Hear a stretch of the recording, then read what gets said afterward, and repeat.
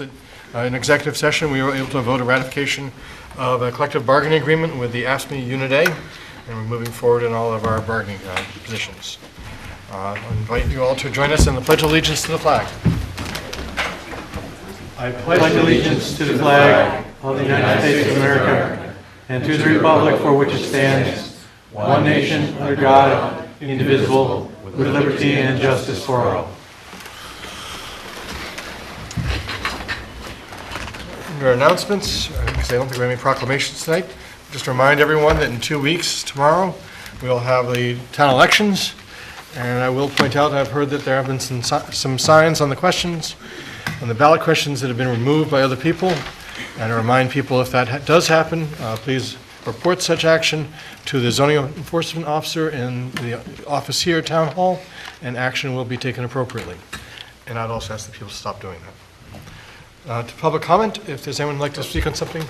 Another quick announcement. Just, there's a regional housing market analysis, and they're looking for public input, and there is a meeting at the Mashpee Town Hall next Thursday, May the 4th. If you'd like to actually provide testimony for the benefit of that study, there's an opportunity to do so. And the time, is it mentioned? I'm sorry, the time is mentioned. My apologies. Thanks for clarifying. It's 9 till 10:30. Okay. Any other announcements from the board? Public comment, if there's anyone like to speak on something that's not on our agenda this evening, you can have 2 minutes to do so. Please introduce yourself. Keep your comments limited to the items at hand, and please make no personal references. Quick question. Can we make a comment on something? Bless you. On the agenda? No, at that time, when we have that item on our agenda, we can offer a comment at that point. But Thank you for clarification. anybody else? All right. Move on to approval of minutes. We have minutes from March 6th, the open session. I move approval. Second? We have a motion and a second to approve. All those in favor say aye. Aye. Opposed? None. The ayes have it.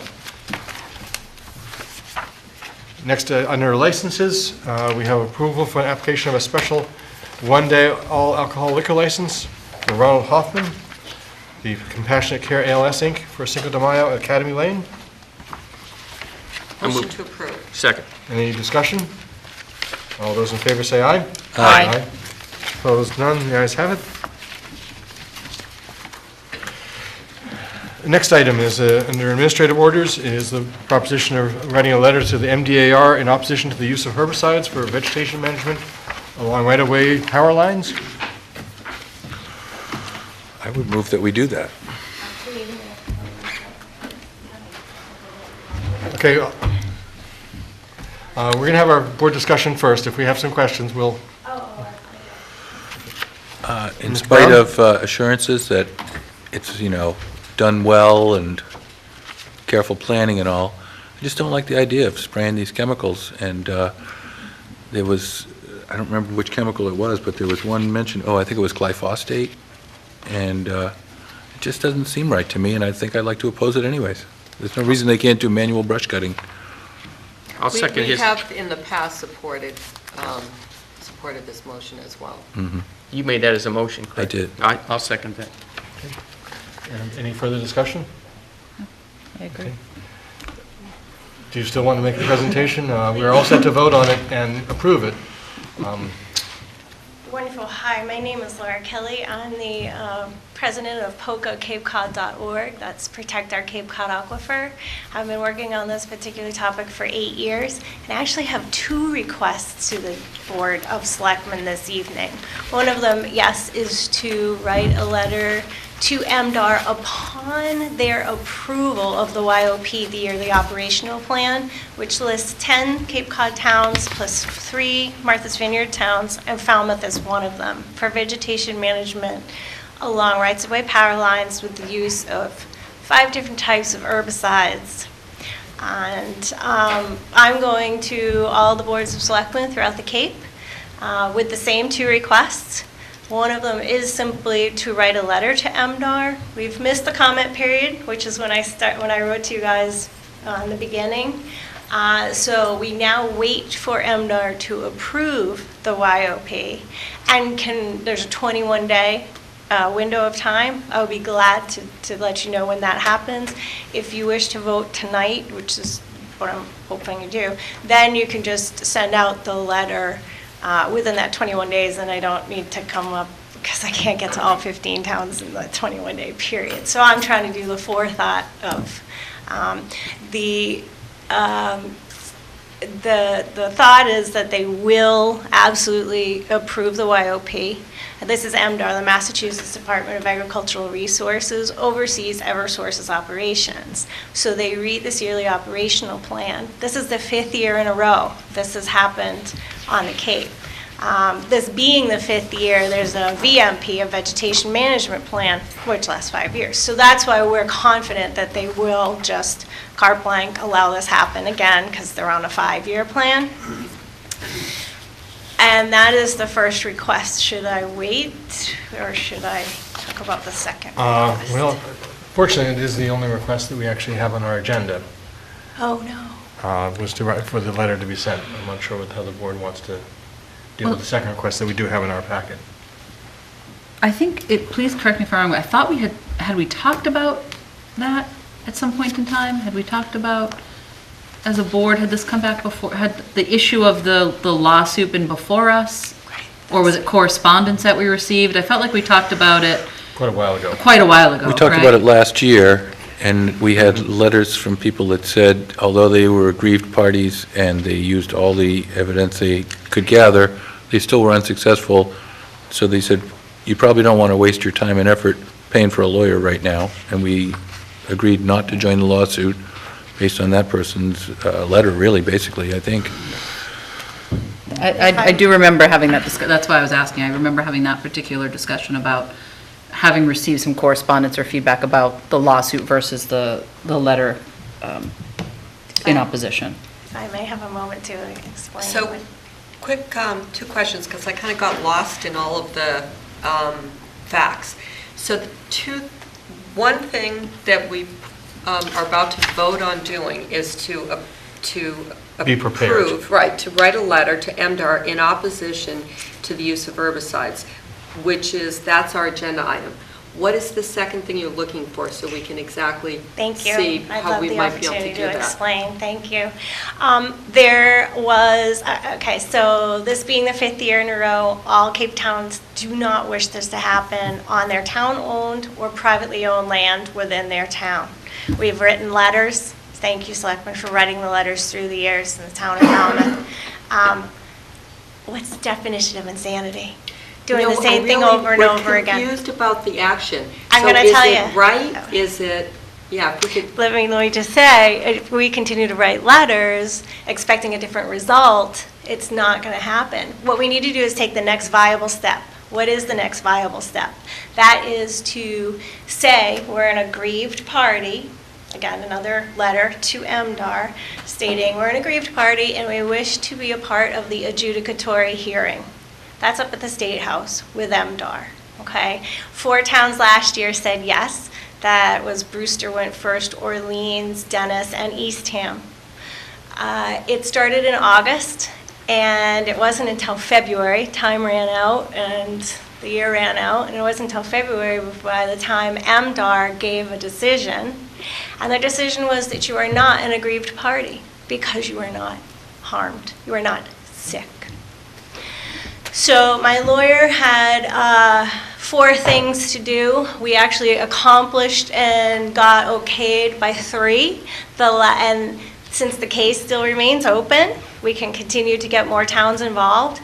And my lawyer, so the 3 are already concluded. There's only one more thing to do. I have found the top ecotoxicologist in the country. POCA did education and research, 36 applicants down to our first choice, his affidavit with him, and attorney Bruce Taub out of Orleans. We're very confident that we will have this fourth thing completed, and that we will be allowed to be called an aggrieved party. 3 years ago, a group called Green Cape tried the same thing. They were like mother-daughters. They were the citizens saying that they were an aggrieved party, and MDR said, no, we're not even gonna, you're not an aggrieved party. This isn't gonna work. We're doing it per town with a lawyer, with an ecotoxicologist, with funding, with affidavits. We have different, let's say, power on this situation. So that's why we believe this is absolutely the next correct move to do and that we will be successful. Thank you. I think I've heard a lot about that we can't put this under this agenda item. No.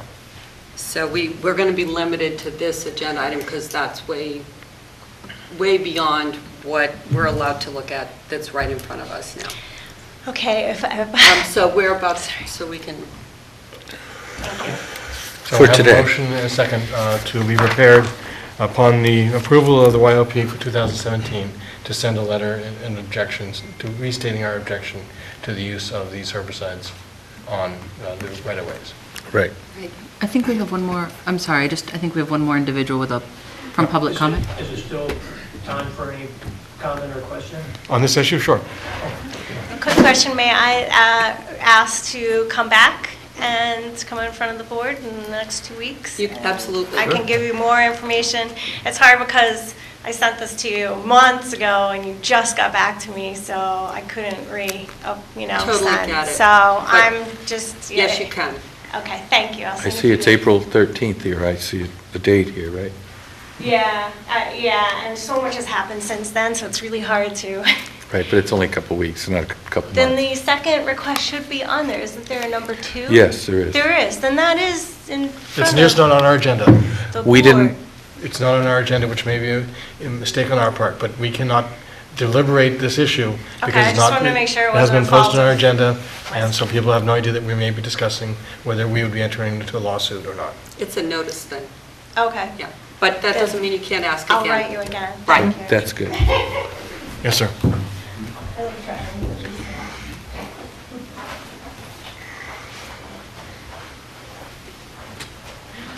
Thank you, Mr. Chairman. I'm Charles Grant Walker, 71 Philadelphia Street, T-ticket, precinct number 3.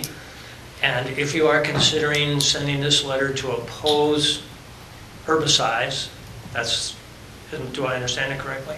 Yes, that's what's on the I agenda. just want you to know that I will support you and I will praise you for doing that. We've had one more of many reminders very recently of how vulnerable our water supply is. So anything we can do to stop the wrong kind of stuff from going into the ground, I think would be really good. I recommend goats. Thank you. Thank you. You want me to comment on this issue?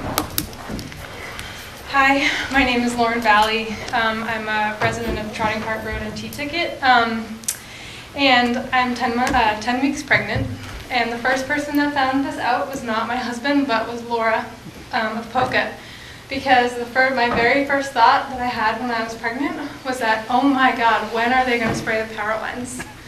I live about 350 yards from the power lines, and I had recently heard something come across the news about this, and it was actually the comment period, but I was like, oh my God, are they going to spray the power lines?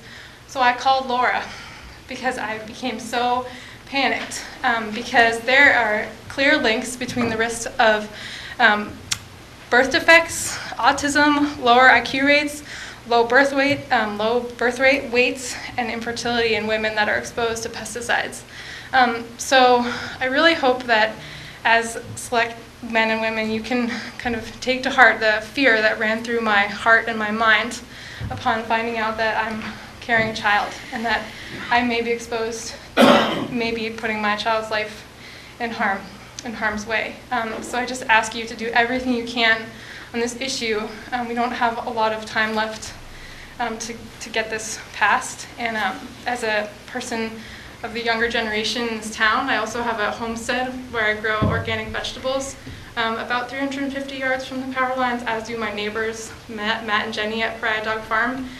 We can't call our vegetables organic. I don't want to eat food out of my yard that has glyphosate on it and these other pesticides. So please, think about my generation and take all the action that you can.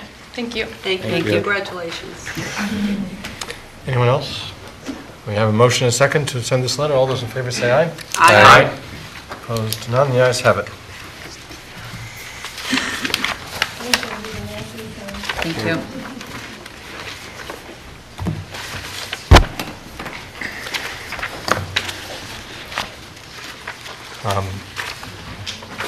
Just to, just to save you, are we okay with putting that item on the, I mean, it is explained in the article. Yes. And Yes. let's just, we'll put it on our agenda for next week. Yes. For May 8th. And the date is in 2 weeks? A week from today. You won't have to come back, right? We understand what you're looking for by your documentation. We just can't deliberate it until next week. Yeah, and may I give you what the MDR, what the attorney has said, that kind of language for you guys to read? You want to send? Yep. Send it along. Send it along. I will update you then. Thank you. Okay, thank you. Next item on our agenda is a presentation from Joint Base Cape Cod Commander's Brief.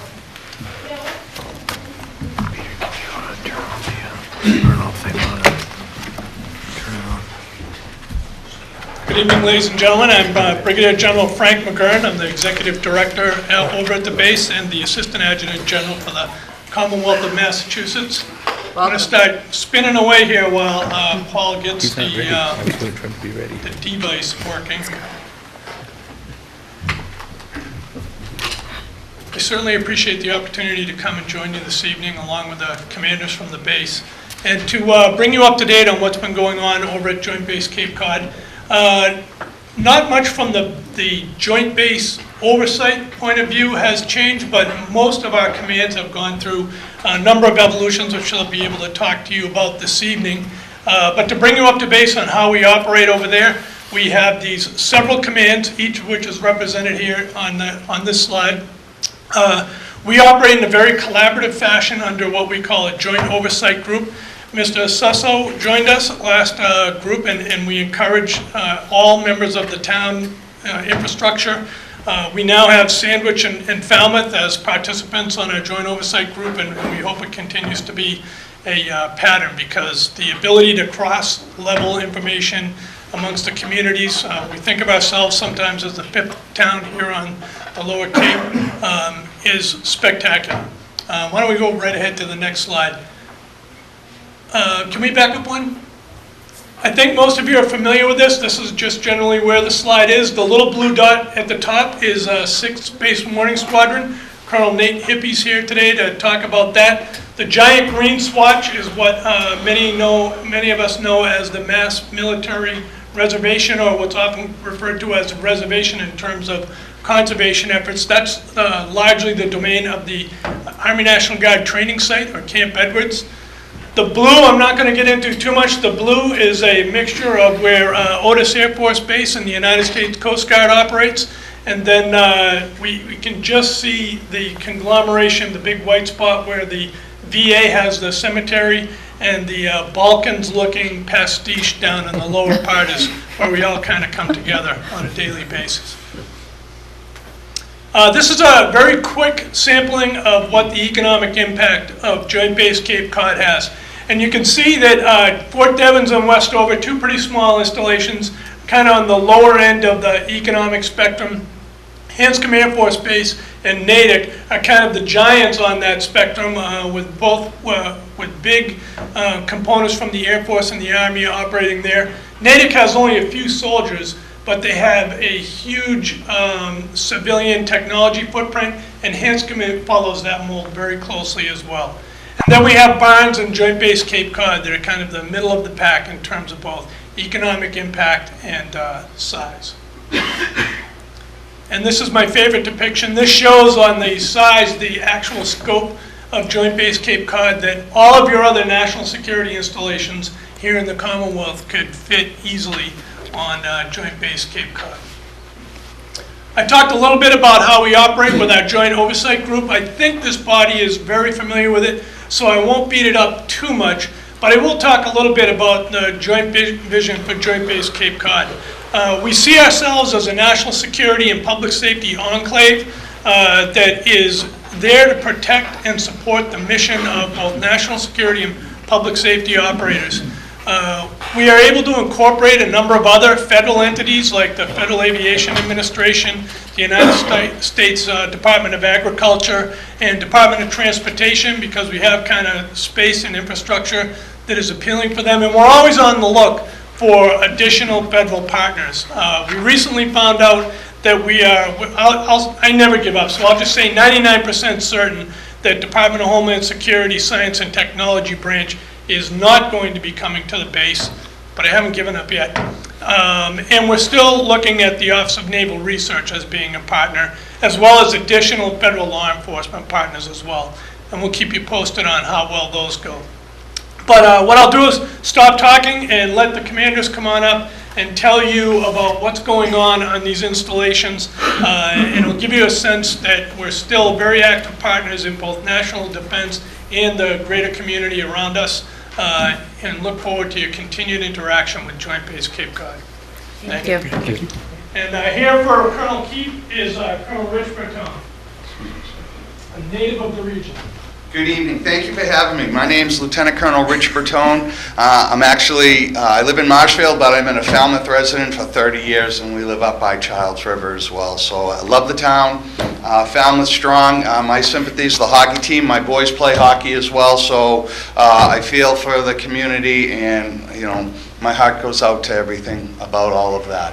But your takeaway for the base here and what I'm proud about, you all know about it. It's been here since World War II and all that, but it's the New England, just the headline itself, the largest military training site in New England. It really is. You get throughput from the installation. XCTC happened in 2010. We had 225,000 people trained at the base that year. Then we kind of had a downward slide. We went to about 150,000 personnel training, and now we're on an uptick now. This year we have about 170,000 throughput through the installation. We're planning, and by 2018, when we have vigilant, as you were, 2019 vigilant guards coming to the base, probably about 220,000 people will be trained throughout the installation, and then also about 3,000 of the emergency management workers will take part in vigilant guard with the Army National Guard as well. And the statistics that we're showing here, the upper 15,000 is where we do the preponderance of our training. Then down at the cantonment area as well. We've had a lot of the exciting part is the base is changing. As I like to tell people, it's no longer it's not your father's guard. It's a lot different now. The installation is upgrading the management, the infrastructure, the facilities, the way it looks, the visualization. It's going modern. It's reaching out to the next millennium. Even the training that's done in the base. 9/11 happened 17 years ago when you really think about it. And that was then and this is now. It's a whole new flight path forward on how we're training and what the next generation of soldiers and airmen and sailors are going to do at that base. So it's really a dynamic moment right now for the Guard. And these are some of the initiatives that are happening. A good takeaway here is the range operations, pistol range, that's Echo Range. It's a 9mm pistol fire. It's been renovated up to about $3 million, updated, and it's open for communities also and police departments to go and train there as well locally, that you can go there, and it's right in your backyard as well. And the MPMG is a multi-purpose machine gun range. It's on the FIDA for the fiscal out years to be constructed in FY20, and that's a long barrel, 1,000-meter range where they'll be able to do different qualification tables for Army personnel shooting a rifle, so they need to have that, and it's a bona fide need for the installation as well. All the New England areas come here from Rhode Island, Connecticut, all 6 of them. The nearest place is Drum, so a lot of people come here because they want the training, they want to be down in this area, and they want to utilize the base. And that's important for us to give them all these renovations so they're integrated into the community as well, because we take pride in being here and working with you all as well. So another public safety message in the impact area signage. As you know, it's dangerous out there. It is, and there are we have $2 million a year in security contracts that we have try to prevent people from penetrating the base, and it's really for their own safety. There's like nothing spooky secret out there, but it's just because of the impact area, and some people aren't as versed and trained up on that.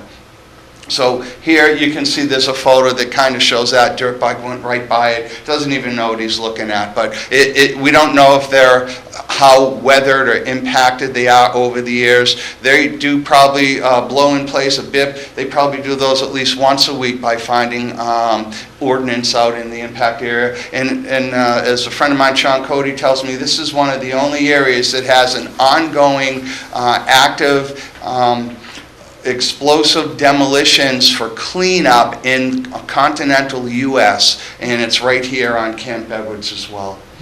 Next slide.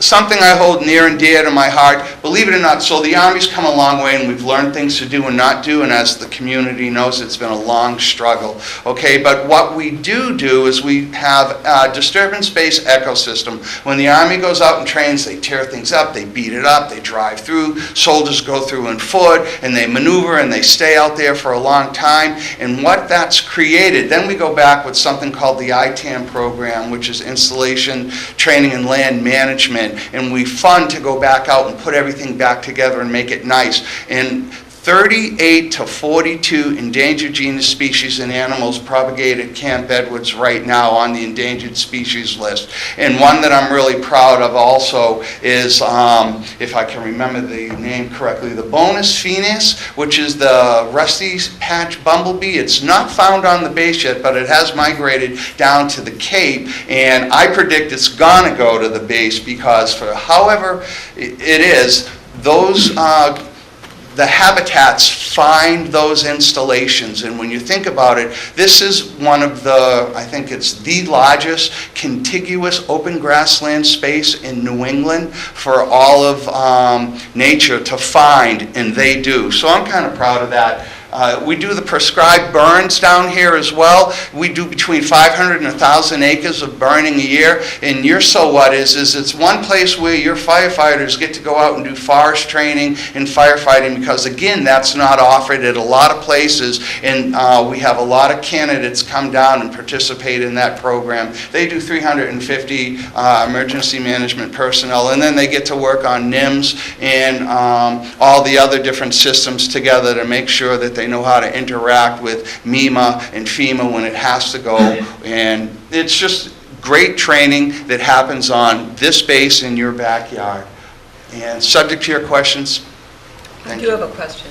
If I might, Mr. Chair? ma'am.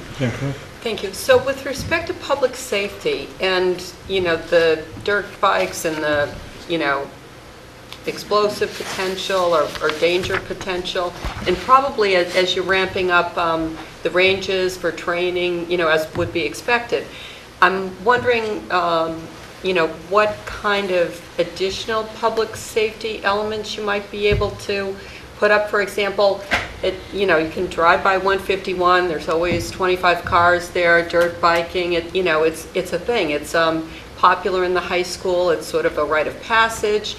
Will there be, a gate put up? Or I'm just curious as to, what the couple-year plan is on, beefing up public security. Two initiatives immediately right away. We already have an agreement with the environmental police here. We're renovating one of our buildings where the old Otis Rod and Gun Club used to be, and we're going to have cohabitation with the environmental police there. They're going to also, Mark Begley's old job is now run by Len Pinot, so they're going to coordinate with Len, and they're going to work with the DEP, and they're going to do patrols. And also we purchased over $1 million worth of bollards and physical security protection devices that were gone around the base, and we're putting in as a stopgap measure for some of the places where the kids are coming through with their bikes. And then lastly, we're putting up our $100,000 fence out off of the 28 Rotary as well, where that gate is to keep the people away from there so they can't park.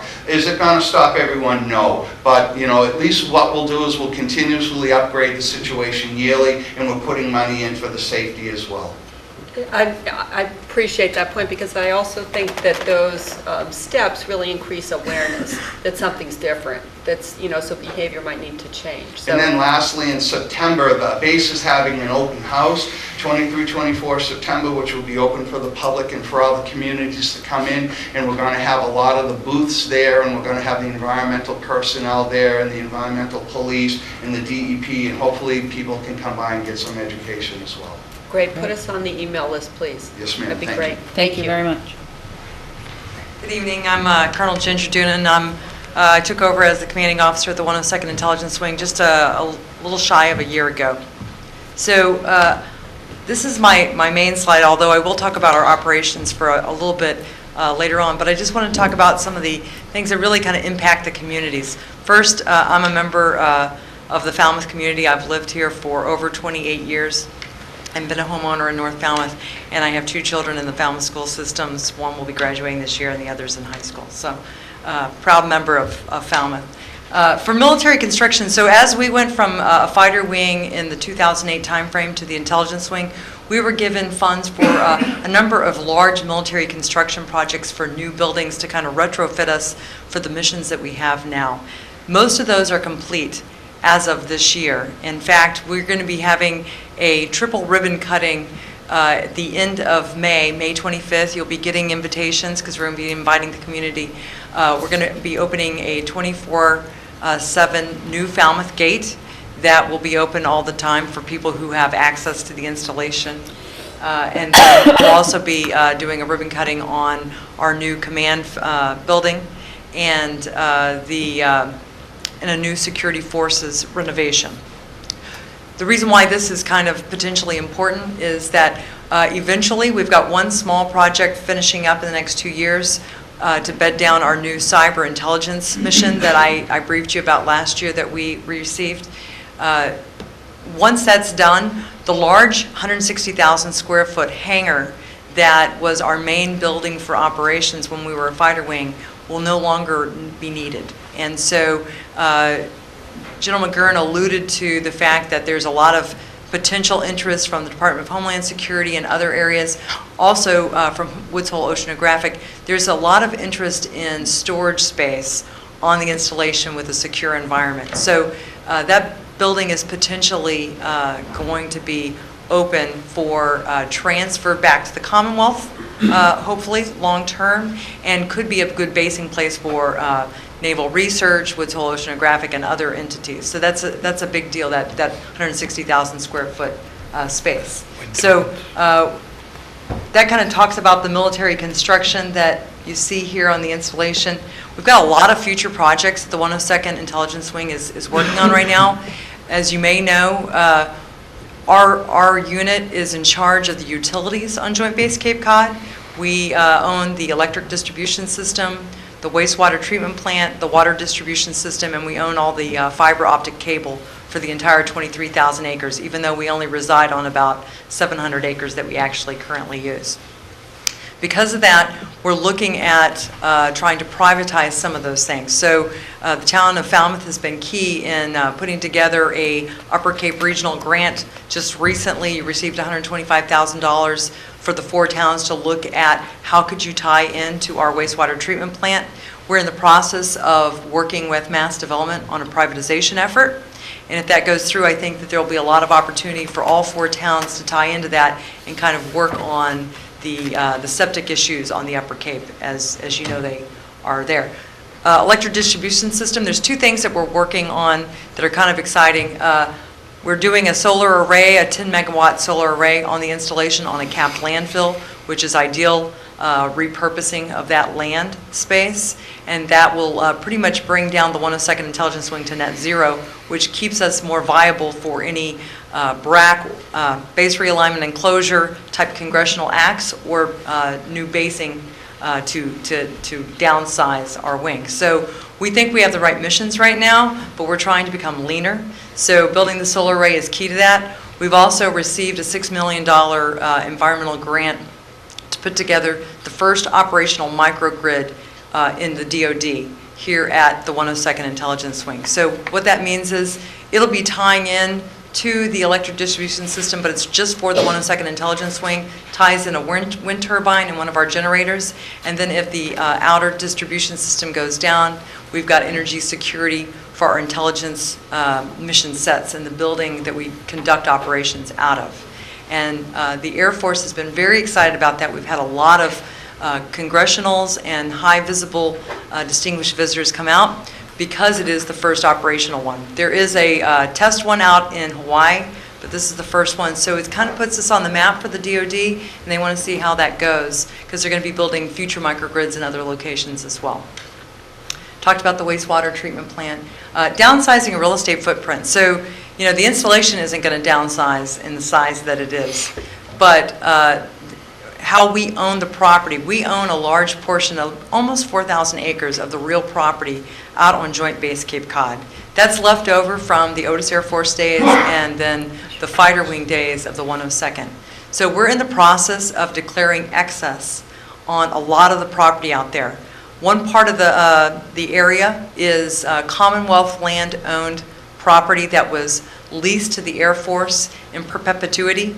We're pulling out of that, and that land will be going back to the Commonwealth, which potentially Mass DOT could take over those roads and could potentially even open up a portion of the base long term. So that's some exciting stuff for the community. The other side, the federal piece, mostly where the airfield resides on and the 102nd property, we are declaring excess on some of that. The Coast Guard may be taking a portion of that, and then whatever they choose not to take will go towards other federal entities or GSA eventually. So potentially new owners of that property on the airfield. So that's all big community stuff that you should be aware of. Next. Just as a quick overview, these are the mission sets that we have at the 102nd Intelligence Wing. When we were a fighter wing, we had about 950 personnel. That's actually, we're almost at 1,300 right now. We have 1,260 people between civilians, military, and federal employees. The 102 ISRG is our distributed common ground station. It's a 24/7 facility that does analysis and exploitation of unmanned aerial vehicles, as well as U-2 aircraft, Global Hawk, and other sensor platforms for the United States Air Force. And it's primarily a federal mission that is conducted for the Air Force, even though we're guardsmen. We're usually in active duty status during that time. The second mission that we have, the 202 ISRG, it's a brand new mission set that we gained in July 1st of 2016. And so we're in the process of standing that up. And that's 206 people, and they'll be doing cyber intelligence for the United States Air Force. And more to follow on that as we are on the path of being operational. We also have a medical group that does both general medical support to our wing, but also has a federally funded domestic ops response in case there was a chemical, biological type of attack within the Commonwealth or all of FEMA Region 1. This would be the medical unit that would respond to that. We have our mission support group that maintains our utilities, has civil engineers, communication, personnel, security, logistics, and services components. And finally, our 253 cyber engineering installation group. They train and deploy to different places in the world, and they do hard infrastructure of engineering and installation. So when a base is ready to not be a tent city anymore and be hardened and actually have permanent structures, they go in and they put those cables underground. They also do a number of projects. They work, right now they're in the middle of working on upgrading all of the communications for the White House and 22 acres of different federal buildings, as well as some other Air Force projects. So that's our wing in a nutshell. I talked about our leaner initiatives of property, privatization of sewer and water, and then the repurposing of that old hangar, and then our two energy projects next. And then operationally, our wing this year is in the middle of our largest deployment of personnel overseas that we've had in over 10 years. So a couple of hundred of people have gone in teams of anywhere from 2 to 20 people in different career fields in various locations overseas for the war effort. And we're in the Central Command, Southcom, and EUCOM combatant commands right now. And they're all slowly coming back, redeploying to their families between now and the July timeframe.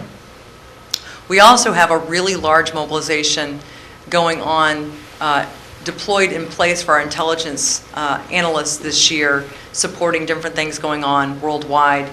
And so we have a number of people that would normally be National Guardsmen are actually on active duty status right now. So it's a very busy time for our wing. We have the stand-up of our cyber intelligence mission that I talked about. We have the National Guard in general has expanded. We have a state partnership program.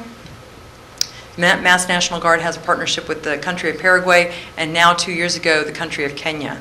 So the country of Kenya, actually the 102nd Intelligence Wing has kind of gotten involved in a lot of training in that country. So we've really expanded our partnership with that country. And I recently suggested that maybe we extend it even just from a civic standpoint in bringing some of those people here to run the Falmouth Road Race and sponsoring them as part of the Kenyan Defense Force. So we'll see how that goes. And then domestic operations, our medical team that I talked about that does the chemical biological response, they've done training in the MBTA. They're going to be over on Martha's Vineyard this week doing some training, Logan Airport, and then they do a number of other operations. And with that, I think that's all I have. Do you have any questions? Just quickly, with respect to your solar projects, do you have any plans to include battery in that project? Not at this time. There is another project that is looking at, it's an MIT project for battery regeneration. It's not going to be on the solar field. It's going to be somewhere else tied with our wind turbine. It's a test case. Ambry Corp, have you heard of that? Yes, I just thought it would be an ideal Yeah. spot, so it's terrific you're looking into it. Yeah, so MIT partnered with Ambry Corp to look at that type of technology, and they're trying to test it and refine it. Once they did, they could tie it into something like our solar field. So a number of test projects utilizing the educational bank that we have here in the Commonwealth. Great. Several years ago, we were looking at a potential project to move wastewater out to the base, and we were considering building a new plant out there. How much excess capacity do you have out there? I don't have the specifics. I know that we definitely underutilize the total capacity, not only of the treatment plant itself, but also the rapid infiltration beds down by the canal. So you don't necessarily need to, if you had treated effluent that you wanted to ship to the rapid infiltration beds, that could be a potential use. And so Mr. Suso is on the team with the other town managers right now. They're taking that $125,000 and they put out a request for proposal on how they could take a look at our existing plant and either add a third train to it or perhaps increase the capacity and have the four towns tie into it for their different needs, because each town has a little bit of a different need right now as it relates. So I think that when mass development, we're in the process of negotiations with them, and privatization takes over, I think it'll be an easy transition to have the town actually utilize some of that capacity. Okay, thanks. You're welcome. Thank you. All right. Thank you.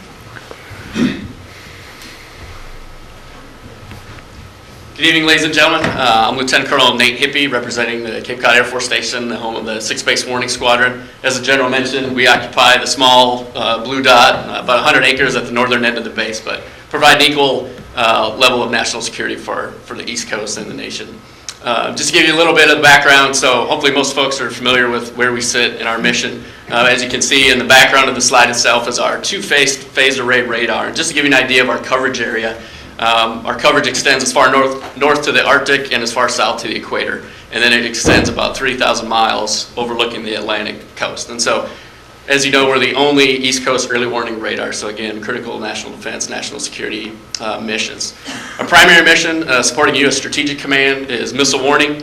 Secondary mission is space surveillance, which again, thankfully without missiles incoming, 99% of our time, of course, is dedicated to space surveillance throughout the day. There is a project ongoing that I'll cover a little bit in the next slide, but in 2018 we'll add another primary mission of missile defense tied into the Missile Defense Agency. So again, we're continuing to update the radar since it's built back in the 1970s.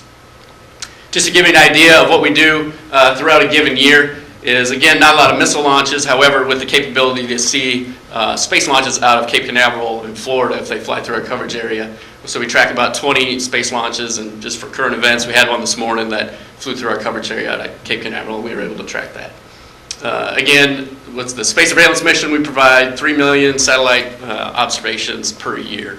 Again, and that obviously impacts not only DoD assets, but other foreign countries, militaries, and again, commercial assets. So again, providing that safe information for spacefaring nations. As far as our the makeup of our actual squadron and unit, we are binational. We have 2 Canadian military members that serve with us, and again, we are an active duty squadron in the Air Force. Our headquarters is at Peterson Air Force Base in Colorado Springs, but we also get a lot of support, which I'll talk about in the next slide too, from the Joint Base, as well as Hanscom Air Force Base. But again, my direct boss that I report to is located in Colorado Springs. The number of folks that we employ, right now we have about 135 military members, civilian and contractor members. About 85 of those would be the active duty, military and civilian, and the remainder would be contractors. I think most people know that we provide 24/7 coverage, again, overlooking the Atlantic Ocean, and we have done so since 1980. Again, talking about the financial impact, so the site overall is approximately valued at $350 million, and to operate that, our budget is approximately $4.1 million. Talking about partnerships and community support, obviously just the 100 acres that we have, we don't have any amenities other than just what is needed to operate the radar. So we're heavily reliant on the Joint Base Cape Cod, whether it's Air National Guard, Army National Guard, or Coast Guard facilities, including housing. I live in Coast Guard housing. We have 1 medical officer that belongs to our squadron that works at the Coast Guard clinic. All of our active duty members go to the clinic on base.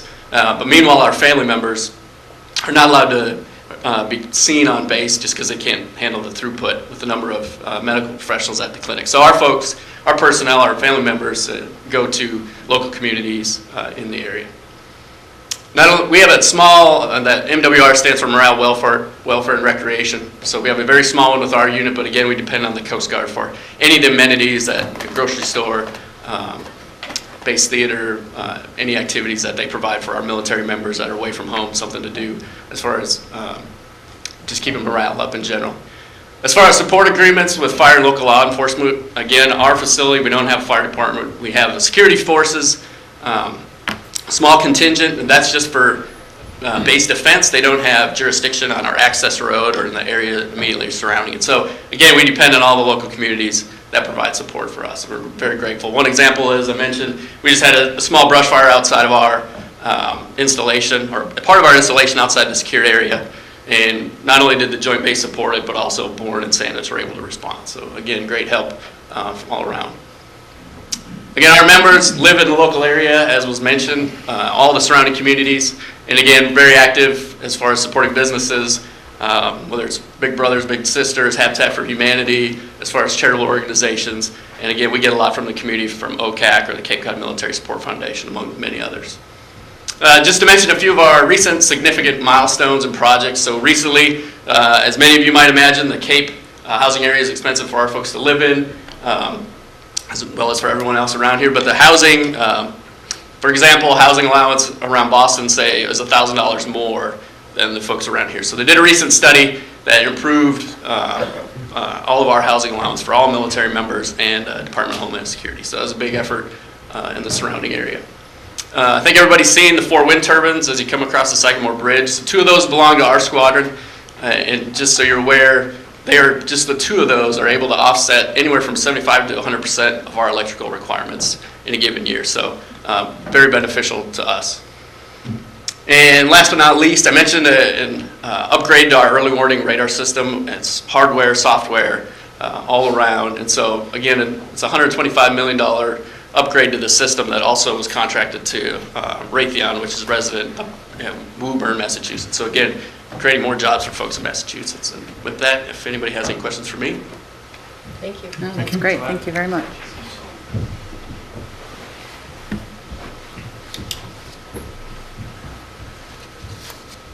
Good evening. I'm Captain Eric Bader. I'm the Executive Officer of Coast Guard Air Station Cape Cod. I'm representing, there's 2 major commands, Coast Guard commands on Joint Base Cape Cod, Air Station Cape Cod, which I'm a member of. I'm the handsome devil right there, kind of in the center back row with the H-60. Anything that flies falls within our jurisdiction, and we also have Coast Guard Base Cape Cod, which is infrastructure and facility. I'm going to talk a little bit about both of those over the next couple minutes here. Most folks are familiar with our general mission. We fly the H-60 and the HC-144, the two aircraft that you saw in the preceding slide. Our area of responsibility goes from New York City all the way north to the Canadian border. So it's kind of outlined on that map right there. The giant red area, red circle, is the operational range of the H-60 helicopter that we fly. The kind of purple magenta circle that is cut off there by the Canadian border and a line extending south from New York City is the operational range of our HC-144 aircraft. And then we've also, our southern AOR borders Air Station Atlantic City's northern AOR, so that blue circle imposed there is H-65 range. They're operating the next Coast Guard Air Station south from us. So it gives you an idea of the really large geographic area that we have responsibility for. The cases that I've highlighted up there kind of talk about some of the things that we do outside of the search and rescue law enforcement arena that you probably are more familiar with. We do a lot of things, support a lot of missions out of Air Station Cape Cod. We have an annual joint SAR exercise with the Canadian forces. We have a Canadian helicopter pilot that's co-stationed with us. We do it every year. This year it's going to be in May.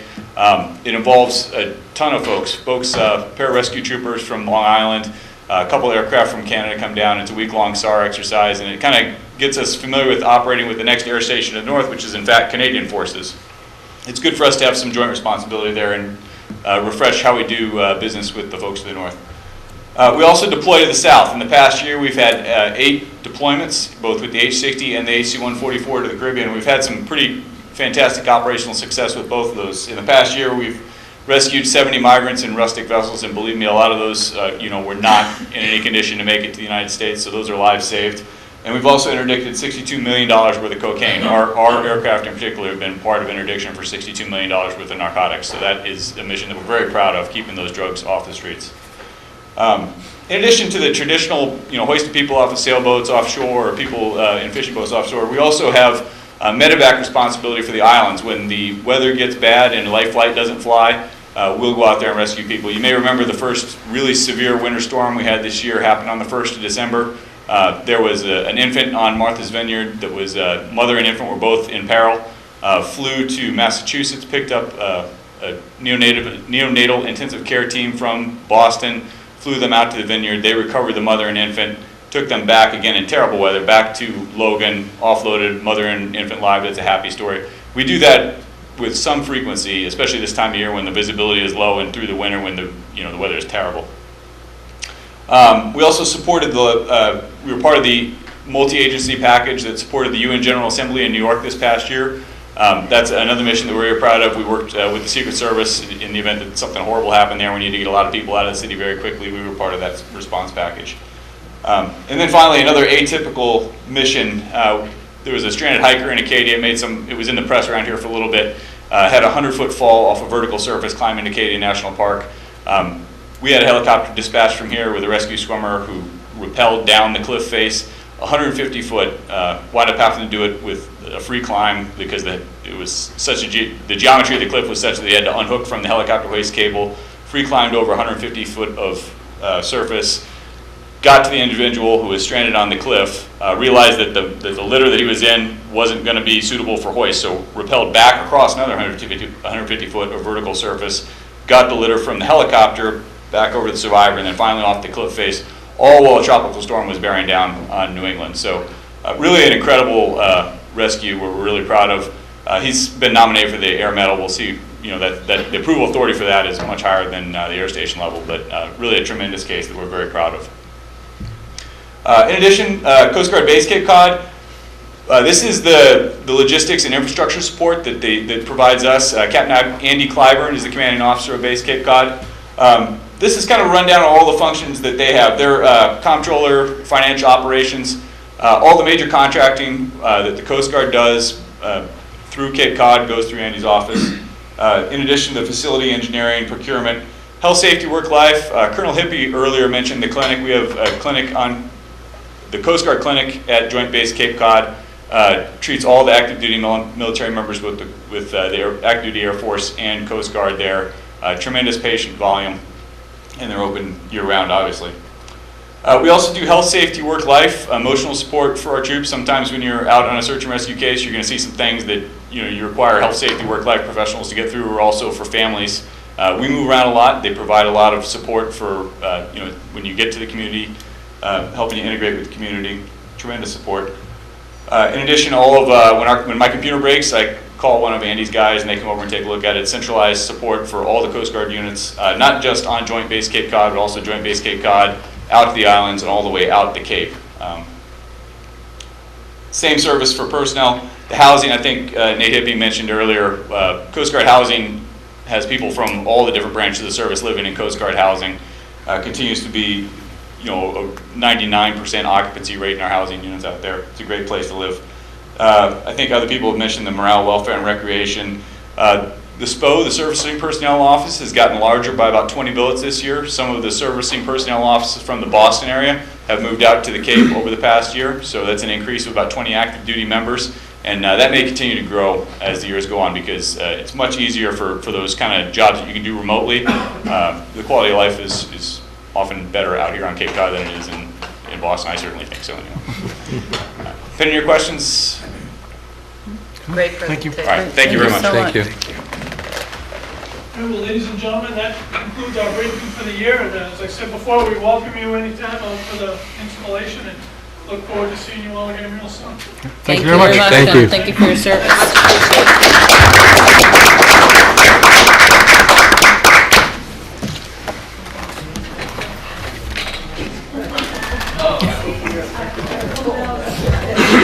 I almost had it. Next item on our agenda is a discussion of the Woods Hole parking.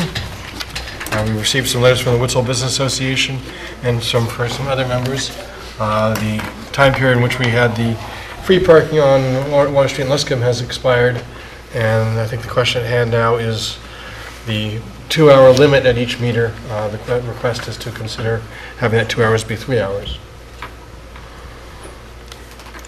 Mr. Patterson? Yeah, it seems to me that it's really the local people's choice in a way of what works for them. And I think the whole idea of the meters, to a great extent, was not to raise money, but to actually keep those parking areas available for local merchants and people who work in the Hui building and what have you, who are coming in for a shorter period of time for a meeting or something like that. So if they're asking for a 3-hour time limit instead of a 2-hour time limit, I see no reason why we shouldn't extend it to that and wait for their feedback. The question I had was, is this going to turn over the parking spaces sufficiently? But if they're asking us to do that. I'm just wondering if we could, I know that we received some information about the parking meters. I don't know if, how widely that's been distributed. So, I just think part of the value of the meters was that it collects a lot of data.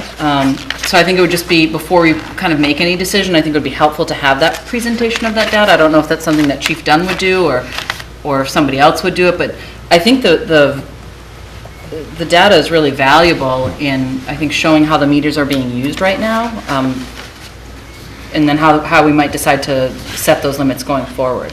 Chief Dunn, do you want to give us a little bit of information? Chairman, I was just going to say, did you want to have the Business Association make a presentation prior to the chief giving some additional information, since they had asked for the opportunity? Would someone like from the Business Association? Mr. Murphy, are you going to? And a question while Kevin's getting ready. Do we have, can we project all of these numbers to support Ms. Megan's request? Or do we have a Presentation. We do not have that on PowerPoint. Okay, that was just a practical We're question. still gathering some of that information, but it can be translated to PowerPoint for a future meeting with the board if you'd like. Okay. Mr. Murphy? Good evening, and thank you for your time. Kevin Murphy, I'm the president of the Woods Hole Business Association, the owner of Shuckers in Woods Hole. I'm joined tonight by a couple of our other officers, Beth Colt, Donnie Estes, and other members of the association. Our means tonight was to come to the Board of Selectmen to ask for a little parity. On Main Street, there is free parking, but it's 3 free parking up to 3 hours. In Woods Hole, it's metered parking, and the Business Association came to the Board of Selectmen some 15 years ago and asked for an increase in the meters so that the meters would be used to generate turnover, not merely just as long-term parking. That helped to an extent, and over the years, we continue to struggle with folks who want to park on the streets to go to the vineyard. We understand that, and that's what the meters are there for, to not make Falmouth the parking lot for folks going to the vineyard. We've heard from not only business owners in the community in Woods Hole, but also the institutions who are affected by, give you an illustration, I got a call 2 weeks ago from the Woods Hole Exhibit Center that was doing a 90-minute presentation. So folks were parking at their meter spaces. If they arrived early, they took up close to that 2-hour period. And if they wanted to stop for a cup of coffee, a bottle of water, or something of that nature, they couldn't actually execute both of those situations within a 3-hour period. Woods Hole is a very important and vital part of this community.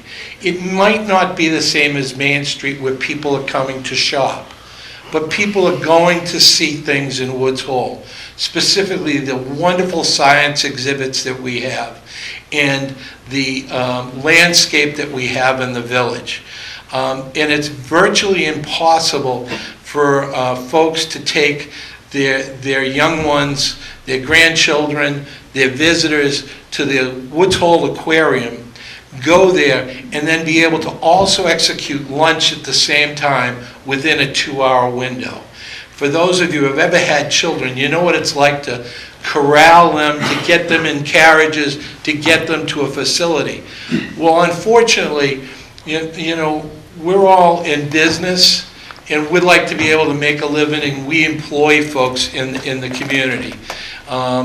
And I think that we have the support of many folks that just merely live in Woods Hole, because if someone wanted to go out and check on their boat, it doesn't give them that opportunity to be able to go check on the boat and get back within a 2-hour limit. All we're asking for is parity. Parity meaning the other B1 zoning district in this community is downtown, and that has up to a 3-hour parking limit. The new meters are wonderful. They provide an opportunity for folks to use a credit card, although I'd go out of business if I charged $1 for a 25 cents charge. I mean, people would actually shoot me. I just hope you all know that. It costs $1 for the transaction to be able to put 1 quarter on your meter. If I negotiated that with my processing company, I would be out of business. The percentage is just exaggerated. I'm sure there are not a lot of options, but it does provide a convenience for those who don't have the ability to have cash in their pocket. But I'm going to open it up to see if anyone else wanted to talk from the association. But I really want to stress that all we're looking for is parity here. And the parity being that we want the same playing field as those folks in downtown. But it's really not the same playing field. Keep in mind that we took over $200,000 out of the meter fund this year when we were funding the budget, when we were transferring money at town meeting. So there is a cash cow there. We need that, we want that, because if we did not have meters in Woods Hole, there would be abuse. Because in fact, it brings your attention to the fact that it is paid parking and that you need to respond to that. The only one other thing that I would ask is that although the meters currently will take more money, they're enforced every 2 hours. So it says a 2-hour limit, but the meters are championed that they can give any message.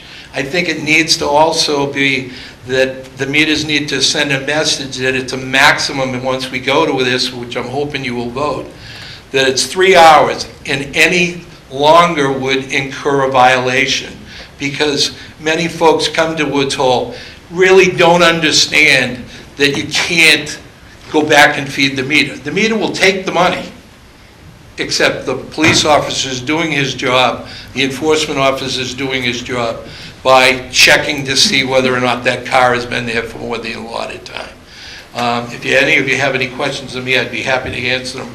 Otherwise, I'd like to let a couple of the other members of the association talk. Thank you. One question I will have, and I'll call the other members, is one thing that can happen is if the businesses, if we go either at the 2 hours or 3 hours, any communication the businesses can say to the client saying, just be aware, that meter has a limit of 2 or 3 hours that can be helpful to pass the message on. Oh, and I wholeheartedly agree with you in the extent if someone's going to walk out the door and say, I need to go feed the meter, that's an area where we're only going to incur their wrath if we allow them to do that and then get a ticket. But, you know, the meters can be programmed with messages, yep. And that would be a message that we would like to see you program into those meters. All right. Is there anyone else from the association or anyone who would like to speak on this? Thank you. Hi, my name is Beth Colt. I'm Vice President of the Woods Hole Business Association, and I also own 2 businesses in Woods Hole, Quick's Hole Tavern and Taqueria, and also the Woods Hole Inn. And obviously, the metered spaces are really important in Woods Hole. You do see people headed to the vineyard, leaving their cars and getting lots of tickets. I think that's appropriate. It's great to have the turnover, and I think it's the right system. I think 3 hours would be better. And the reason I say that is I was recently made aware there are 85,000 visitors every year to the Woods Hole Aquarium. It's a wonderful draw. People come from all over the region, not just Falmouth, everywhere, to enjoy that aquarium. At a 2-hour meter limit, they are simply not going to stay and visit something in Woods Hole. Most of them they'll drive up to Main Street and stop and have lunch there where the meters are free, so where there are no meters. So it would be a really significant boost to the lunch business especially, and especially for those of us who operate year-round businesses, it's really significant. So I would ask you to seriously consider it. Thank you. Thank you.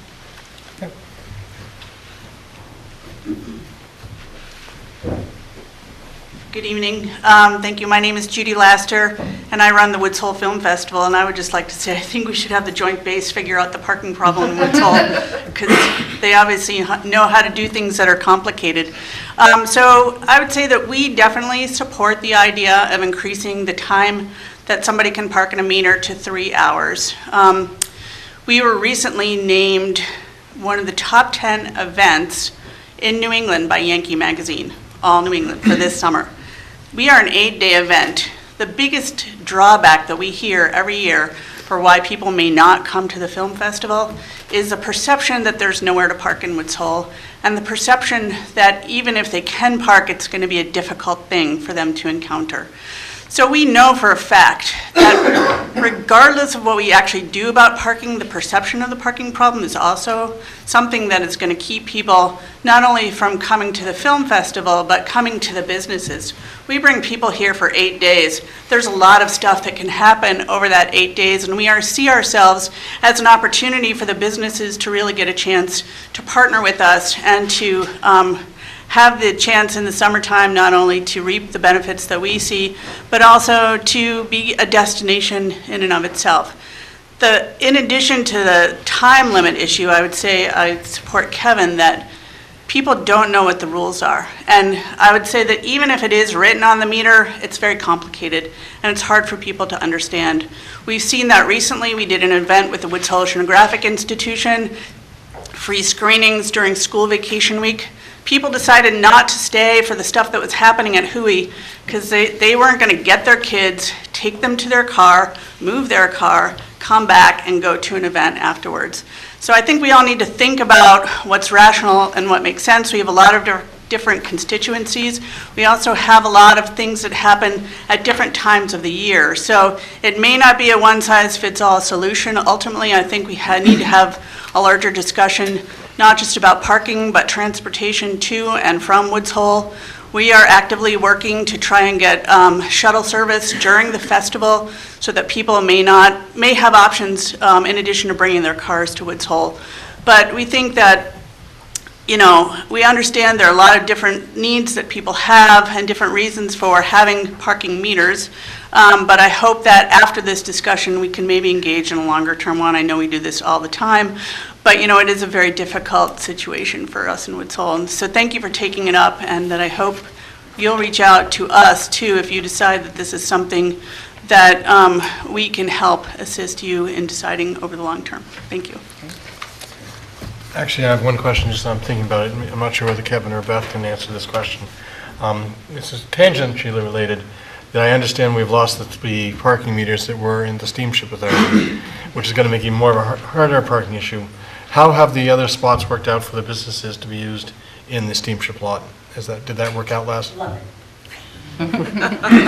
So we've been managing the lot, we're finished You our... got the Sorry, back mic. just so that it Can I just add one more thing? The bicycle racks are another thing we really, really need to focus on, because that will also help with the parking problem. The Woods Hole Business Association has been managing the steamship, the 45 spaces at the steamship lot. This is our second season, where we got started a little late last year. We are renewing everybody earlier. The steamship has been very helpful and accommodating. It's somewhat of a difficult process to get the actual permit because the steamship has a lot of rules, but we've worked with that. I'm very hopeful that the spaces will be used to their maximum capacity this summer.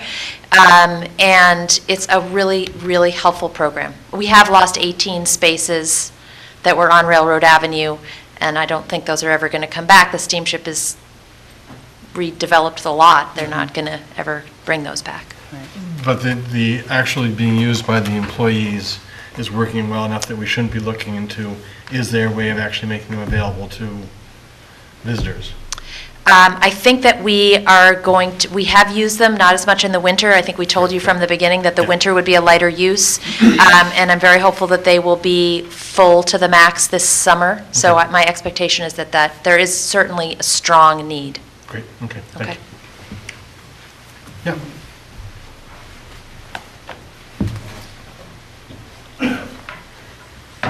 Linda McLaughlin. I live in North Falmouth, but I've worked summers in Woods Hole for 25 years or more or less, maybe probably more. I've worked at Hollingbird Studio and Liberty House. They are two businesses that have been in Woods Hole for 35 years. We've employed people there. We make people very happy there who come in. It's been getting more and more difficult to work in Woods Hole because of, I used to park on Milford Street with my ticket, and then that wasn't working. There's still people who work at the Vineyard who live in Falmouth who park over there. So I just want to thank you and the Business Association so much for those parking spots, because I would get into Woods Hole in the morning and I would get a knot in my stomach wondering if I was going to have a place to park to go to work. And so I want to thank you very much for that.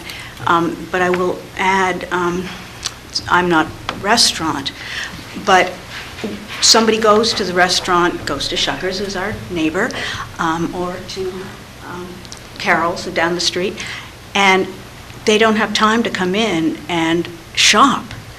And that's what we need to stay alive and in the town. So we really do need your help. We had a customer who came in and said, I didn't shop here the other day because I went to lunch at the landfall, and I came out and I had a ticket, and I didn't have time to come and shop. So it's really a very big deal, and we appreciate it a lot. I'm getting to retirement age, but I'm still too young. So please keep my job available. You can go into politics after. Yeah. Thank you. Anyone else? Thank you very much. Good evening.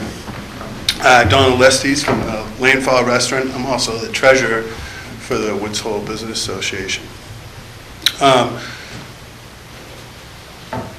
The meters, the new meters in our village weren't installed until the summer season was over.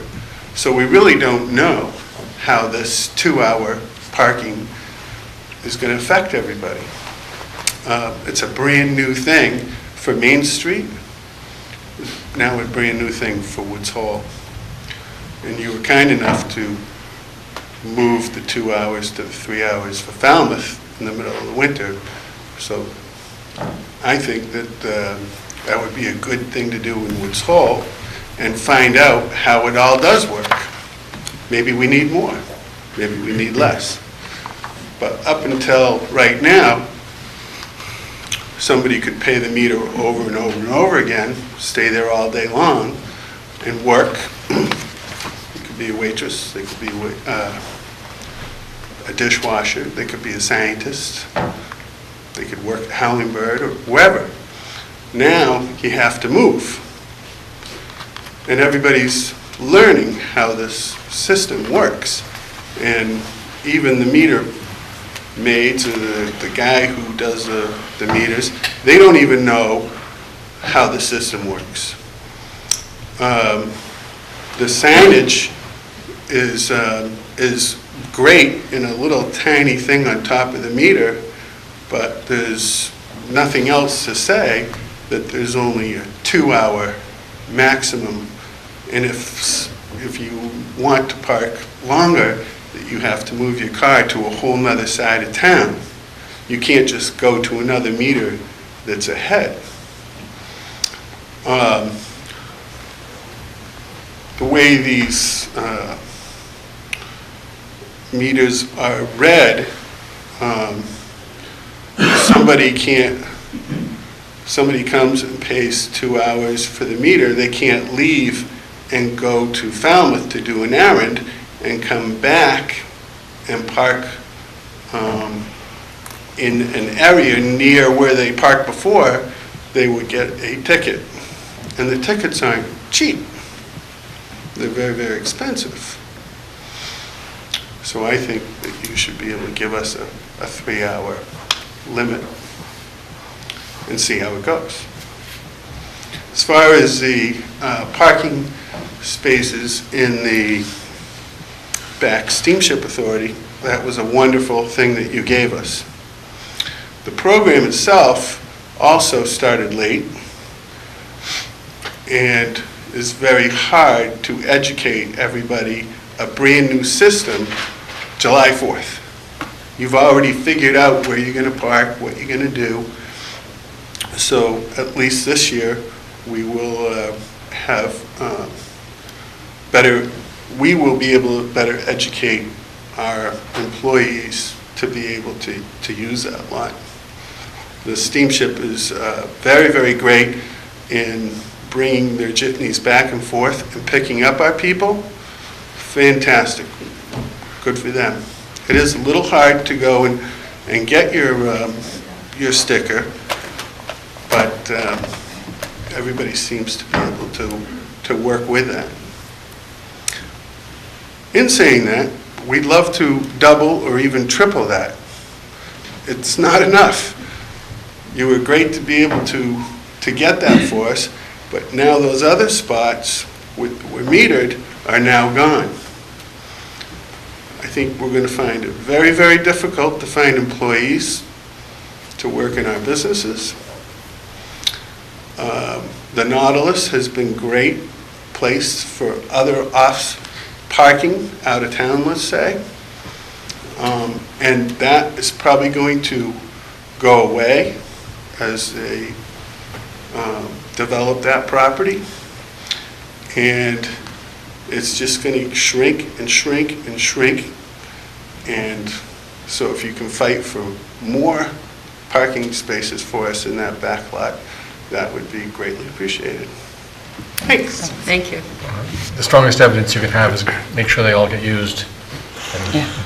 And then we can fight for more, but let's make sure that they are being used. We're going to ask Chief Dunn to answer a few questions, and two of them that Mr. Estes just mentioned. One is, my understanding was forever there was a 2-hour limit on these meters since we, I think, changed the law in Falmouth about 2 hours. It's not just the new meters. No, the town bylaw going back into, I don't know, back into the 50s, 30s maybe. It's always been a 2-hour limit on meters in the town of Falmouth. The new meters are programmed for 2 hours, as they had been in the past. Excuse me, the last meters that we had were mechanically driven, and you could feed those meters all day. You cannot feed these meters all day. They're programmed. Once it's 2 hours, you have to move. It's the way they're programmed. Is he correct in saying you have to move a certain distance away, or is it just... You have to come out of that spot and move. You can go park at another meter. So you can just, if the spot ahead of you were empty, you could just pull to that spot? If you can find another spot, you can move to another spot. But that particular spot, you have to leave. For that meter to reset itself, that vehicle has to leave. Okay. Or it will not reset. It's actually zones, not necessarily meters. Well, I know that, I guess I'm going to have to follow along with what Chief Dunn's been telling us, because that's the equipment that he's been programming, that it is that meter. It actually has a picture of it's recording that vehicle, correct? It's recording that vehicle. There are sensors on the meters that lets the meter know. That's how it worked this winter for your free meters. When the vehicle pulled in, it did it in reverse. When the vehicle pulled in, it gave it 3 hours. Instead of now, it's just sitting there waiting for a vehicle to pull in. It's clear. You put your credit card in or you put your money in, it then will allow you up to 2 hours. If you do not leave in 2 hours, you can't go back and put your credit card in. It won't accept it. It does take quarters. No, it can take quarters too. It takes them. Quarters or things, it won't accept it. It does take them, but it doesn't register. Because hasn't reset. You have to leave in order to reset. So it will physically allow the quarters to go in. But it won't give you the time. But it doesn't spit them back out at there should be a there should be a tag on there. I understand what they're saying. It's only so, I mean, if we went with the banks, then you'd have a little ticket in your window and it said 2 hours. But there's only so much you can get on that meter. So, your presentation, now you've answered my question. As I said, as you're aware, the bylaw is 2 hours for metered spots. Over the last couple of years, the board has been very gracious to allow 2-hour free parking in Woods Hole. We've been never able to track how often they were used or anything else because of the mechanical meters. These new meters are smart. They are computers. We were able to track the amount of time of those meters, how often they were used, how long they were used. Now, I know the community came to you and said they needed 3 hours, and that was fine. We programmed them for 3 hours. If you look at the first page, you'll see the period for 2016, 2017, when you voted to have them go free. It's from December to April. And there's streets, Luscombe Ave, Water Street. And those are the average times that the vehicles were at those meters. And you will see an average for a total. Most vehicles parked there for 1 hour, not 3. You had some in, you can look at the different months. Some of them are, 0.6, 0.11, 0.3, 0.6, 0.5, 0.2. But those are the average times that the vehicles were parked there. And because they're smart meters, we're even able to determine what the revenue would have been had they been paying for those meters. And that's on the next lines down for Luscombe Ave. During those months, the total lost revenue was $9,000. In Water Street, for those months, $32,000 for a grand total of $41,759.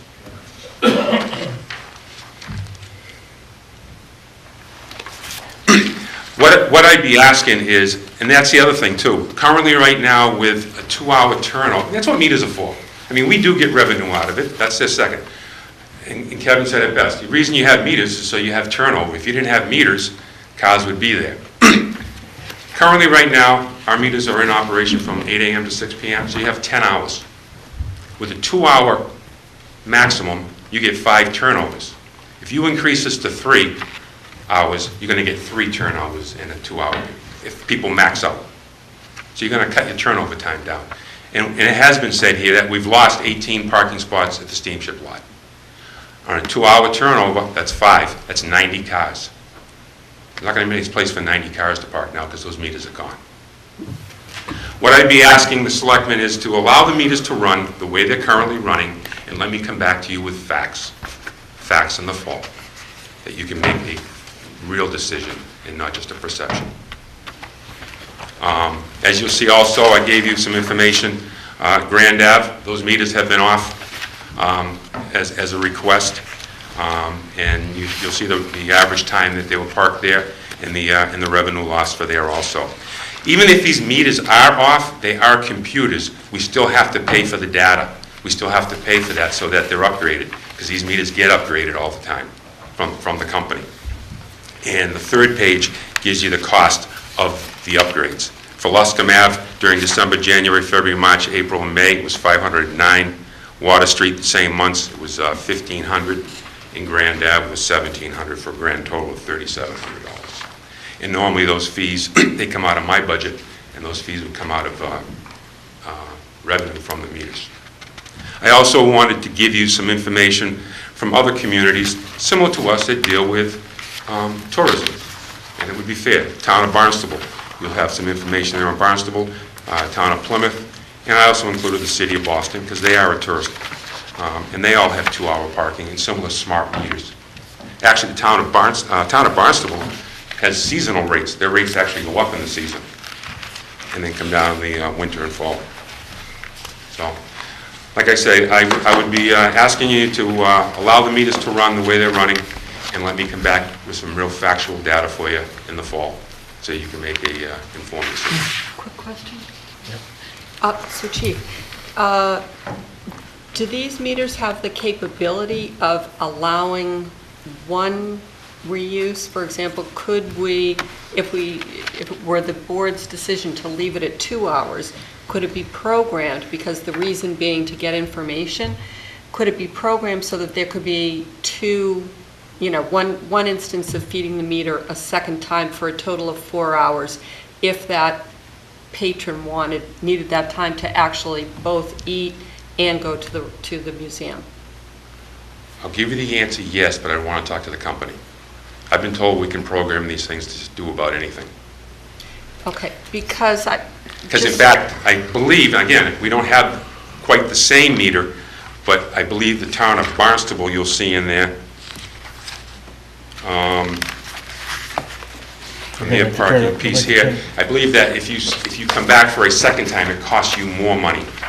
So I think you can increase it. If you want, I'm just saying, these meters way above my education level, but I believe you can. If the argument is that, they have so many capabilities, that would seem to give both the information and I chaired the tourism committee for about 5 years. I also have grandchildren. There just is no way that 2 hours makes business sense. And I think if we just tried it and, didn't do anything for this season, you add that to the fact that we've lost 20 plus spaces, you add that to the construction that's going on everywhere, these businesses aren't going to recover very easy. There are visa issues this year. The small business element everywhere, and add on top of that the uniqueness of Woods Hole, which on the one hand is a draw, that's too much pile on. So that's why, I think it would be very interesting to see if that could be a possibility. I've been told they can do just about anything, but I will get you that answer to be 100%. I guess I'm really not inclined to ever go against your recommendation because I trust you so much, but I could also see that we could do the 3 hours and get the data this year too. Right. And have more data and maybe come back. From the data you're giving about the winter, I'd be much more inclined, if the meters were allowed, is to allow a free hour and then charge after the first hour, saying, yep, at the meters it's free for the first one, and anything beyond that, up to 3 hours you charge during the winter time. Because I am a little concerned about the revenue being lost during the winter time. And as you're saying right here, most of the time during the winter, it's typically an hour use. Right. For all the meters we own, all of them, Grand Ave, Woods Hole, Robbins Road, wherever there's meters, for the month of April 1st, 2017, from 8 o'clock in the morning to April 28th, at 1759, all the meters, they were occupied for 923,137 minutes, for a total of 14,655 vehicles on an average stay of 62.99 minutes. That's all the meters in the town of Falmouth. That's what these meters will feed us. That's why I say I can bring this board back true facts and data. You just tell me how you want me to go. And I think ultimately, if we are going to go to the 3 hours, stick to the 3 hours on Main Street and maybe the 3 hours on Woods Hole, we're going to have to change the bylaw. Because right now we're actually approving something that's different than the bylaw says. So I guess I would sort of raise 2 points, and I'd speak to both what you and Sue were just saying, which is I think some continuity, and it is going to be at the bylaw level. You know, if we're talking about 3 hours of paid, sort of, it's not paid on Main Street, but a 3 hour limit, whether you're paying or not, to make it something that is clear. And I mean, right now we have a real patchwork, and part of it is because we just got these meters, but if I were visiting, it's really confusing to think that there's like some free parking here for a little while, you're paying here, you know, they're not on at the ballpark over here. So some consistency that we can kind of address this, you know, as a whole. I think as far as the summer, I mean, I agree. I think that, you know, if maybe we hadn't lost all of those parking spots and there wasn't construction, I might agree that let's go with the 2 hours and see what happens, because this data falls so short of 3 hours, and I understand it's not summertime. I worked in Woods Hole for well over a decade, many, many years. I totally get what summer is like there. But with all those challenges, I think if we're asking people to pay for 3 hours, we see how that goes. We're still generating the money. It's the only detriment it ultimately is to business owners, because if the turnover isn't enough, if it's allowing people to grab a sandwich and go to the beach for 2 hours, and that money's not really like flowing back into the community, the business owners are going to see that. And we'll have some more data at the end of the season. So I guess I would err on, although, you know, usually whatever the chief says, I think is pretty sound advice. I think given that there's a lot going on in Woods Hole this summer, meaning that we've lost spots and there's construction, so there's that increased perception that it's not, you know, it's a difficult place to go in terms of parking. I think I would be, my feeling would be let's go with the 3 hours, and then let's have a broader conversation about having a more consistent parking plan. Is it? Yes, unless somebody else wants to. Now, one thing, second, from the finances, it shouldn't really change the amount of money we get from a meter, because whether it's used, you know, over a 6 hour period by 3 people for 2 hours, or 2 people for 3 hours each, we're going to get the same amount of money for it. Right. I'm just saying the turnover is going to be less. Right, and that's where the real issue in parking is. For the perception to get out there that Woods Hole's a hard place to park, the businesses will come back and say, you know, it didn't work. People couldn't get a parking space. Make it an hour. We want the turnover because we need people to think they can get a spot. Or we'll have the data that will show people were there for 2 hours, you know, that on average it was 2 hours. Right. I mean, that's the beauty of these machines, is we won't have to guess, and we'll be able to say on average for July and, you know, each month. I mean, you can break it down. Weekly, daily, holidays. It's an unbelievable system. Mr. Patterson? Yeah, what I'm having a question about is it seems like we're trying to lump everybody into the same sort of activity, which I don't think we can. Some people are going to come, spend 20 minutes, and they're gone. And the next person is going to come and want to stay for 3 hours, right? And what I think we're going to have to do is actually get a sense of how long people stay for a half hour, for an hour, 2 hours, or 3 hours, so to actually get a sense of the kinds of activities that we're really hosting by making a longer limit. And an average doesn't tell me as much information as I'd like to know about the use of these parking spaces. So, you know, I kind of agree with what Doug is saying. You know, we're going to get people that are going to come for short periods of time and pay the meter and then go. And then we're going to have people that'll stay for the full 2 hours or 3 hours, whatever limit we set. So, but Mr. Brown? I think unless we allow the 3 hours, we're never going to know whether or not it's a valid request. So I guess for that reason, I'd be in favor of it. Mr. Parrish?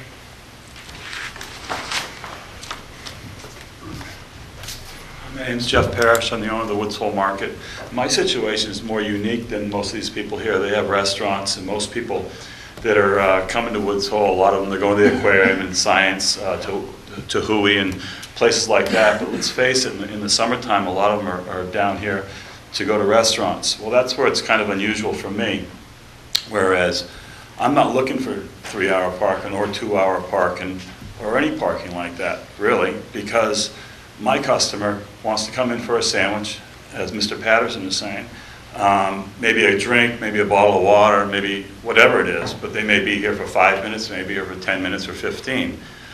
What I have found out since the 15-minute spots have gone into effect over the last, I think, 3 years or 4 years, which I'm very grateful for, they work most of the time during the day, but as soon as the man that gives the tickets out leaves, it becomes employee parking, as does the loading area in front of my store. So what I encounter in the summertime is people not even being able to stop at my store for that half a gallon of milk, a sandwich, whatever that may be, because the 15-minute spots are now not enforced at night because maybe they don't have the manpower, I don't know, but they're definitely not enforced. Because I see it. I see employees parking there. They don't care because they know it doesn't really matter.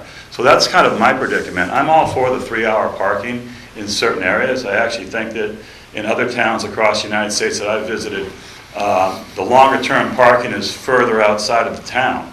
I'm not even opposed to 4-hour parking, maybe on MBL Street or one of those places for somebody that wants to go to the aquarium and take their family to dinner at one of these restaurants. I think that's a good option as well. I don't know what the best answer is here, except I do agree with the 3-hour parking mostly, but in my situation where I am, it's unique. Like I say, like up at Pine and Sky in the bank in that area, there's all the 15-minute parking in the world where I have really none. And I just, on another note, you know, I used to own the West Falmouth Market, and I had 33 parking spaces there. It does 2.5 times the amount of business I do. I pay 4 times the amount of taxes to the town of Falmouth for my property in Woods Hole than I did in West Falmouth. And I had a store there that was doing 2.5 times the business. So I'm getting squeezed in all different kinds of directions. And I'm hopeful that maybe somebody can help me come up with an answer. Thank you very much. If I could just address, as far as the summer, Mr. Parrish, this year, I've changed the hours of the police officer that's going to be in Woods Hole. Don't announce it. I'm not going to announce it, but his hours have changed, so there'll be some enforcement in the evening. No, it's going to be, they're going to be coming in later in the day. I see no need to have an officer walking around Woods Hole at 8 o'clock in the morning. And they're going to be there probably, we're looking at like noon to 8 or maybe even 1 to a little bit later, so that during that time when you're busy down there, there is some police presence, and we can enforce that 15-minute parking for you. Okay. Great.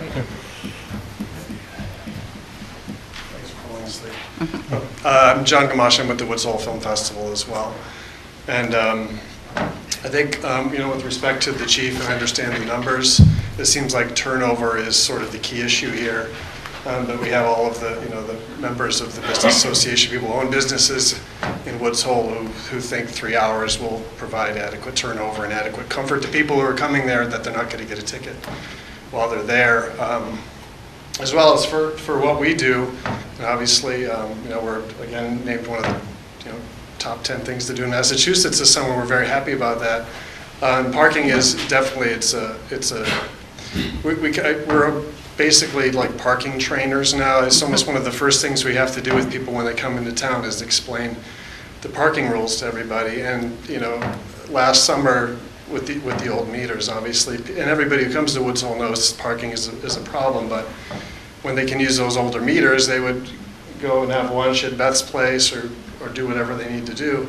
And they knew they could run out and put 50 more cents in there. That's obviously not the case anymore. So we get kind of what the stress level is going to be. But for what we do specifically, we show films. Films are typically 90 minutes long or more. People have to come, they have to go to the box office and get their tickets, they might want to buy a t-shirt to go to a film.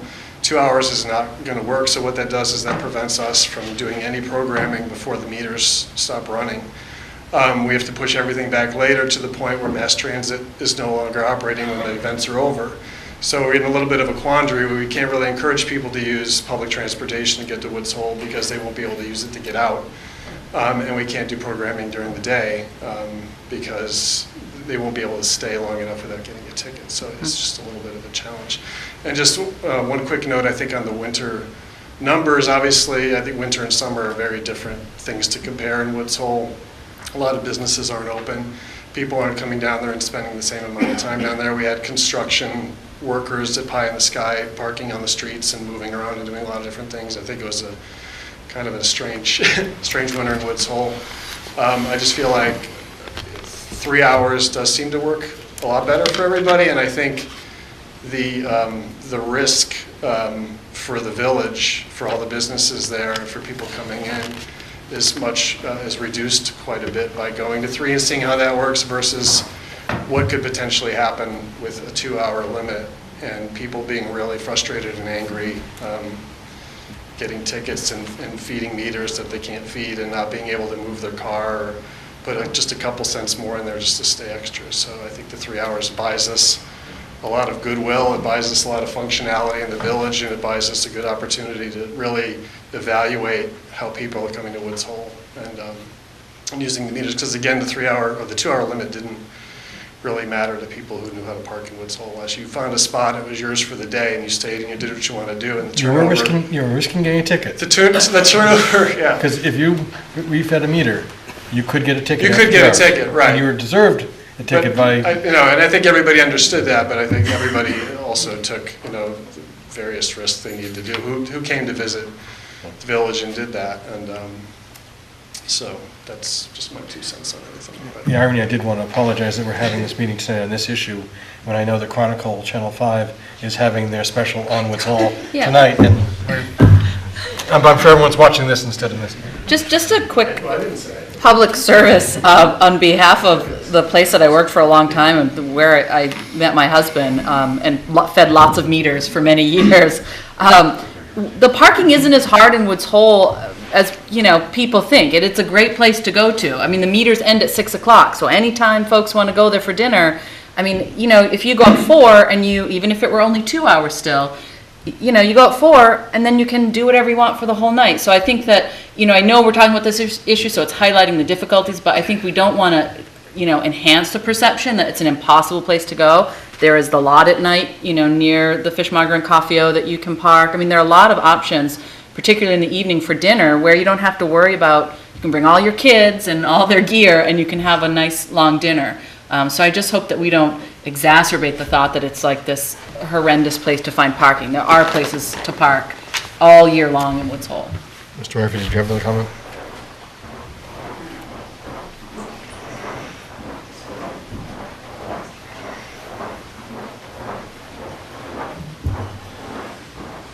I appreciate the chief's comments, but I think that we're comparing apples to oranges.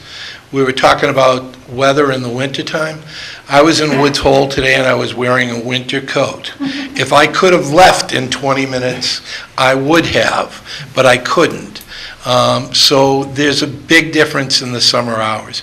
And rather than us experience the wrath of the experiment the opposite way, meaning 2 hours, and then come back and look at it in the fall, I would much prefer for us to go the 3 hours and then we could look at the numbers in the fall. Just as a point, if those meters still turn within the 3-hour period, it's the benefit of everybody. I mean, I don't want people to languish at my restaurant for long periods of time. That means I'm not doing my job by getting them their food and their beverages on a timely fashion. And they have an opportunity to enjoy the village. So, yeah, we're going to find that there's going to be a mixed group there, that some folks will use it on a shorter period, some people on a longer period. But again, all we're looking for is that test. We tested Main Street, remember, last year for the 3-hour period. And we ended up going with the 3 hours all the time on Main Street. And what I'd like to do is ask you to do that tonight, and then we can look at those numbers come October, because I don't think we can compare any winter numbers with the numbers that we'd be talking about beginning on roughly the middle of May, all the way through the middle of September. Thank you so much. And I appreciate the chief. He's doing his job. You know, when you're in law enforcement, there's no gray area. It's either black or white. And I just want to be able to make sure that we have an opportunity to be able to prove to this board that 3 hours was the right decision. Thank you. Mr. Chairman, could I just raise a question here, just a clarification? I think the chief mentioned you have a bylaw that specifies 2-hour parking at metered spaces. That's not a problem for downtown, you don't have any meters there. But it actually says on any street in town, it's 2 hours. So the Main Street, actually, I think we're already violating, we're going against the bylaw there also. So, I mean, we already set that precedent that we're willing to. I would stand corrected then. I thought it was related to meters. I mean, I think it is specific to meters, but it is actually any street in town has the 2-hour limit, I believe. I believe it says meters because Main Street was metered at one time. Okay. I believe other streets are 1 hour. Main Street was 1 hour, and you're violating that part of the bylaw by allowing them to stay 3 hours.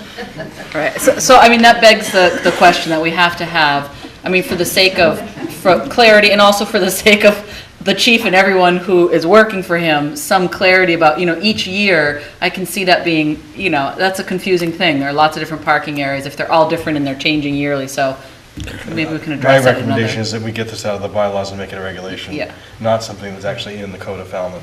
The idea that the parking limit is in the That makes code. sense. And it makes it much easier for the board to be able to make that decision. Headline, Selectmen Violate Bylaw. Exactly. It's not new. So I believe we have a motion and a second to have the meters, were we specific at Woods Hole, or are we also including the Grand Ave meters? I thought it was specific to Woods Hole. It was specific to Woods Hole. I'm going to have a little harder time with that voting and approval, because my main reason for agreeing with this is we have 3 hours on Main Street in Falmouth. I sort of feel let's try to be consistent within the town.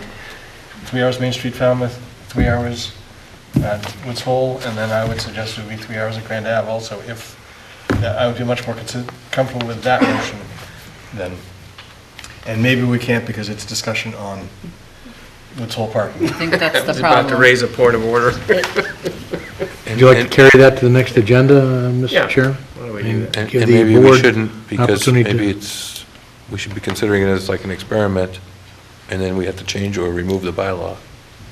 That makes more sense.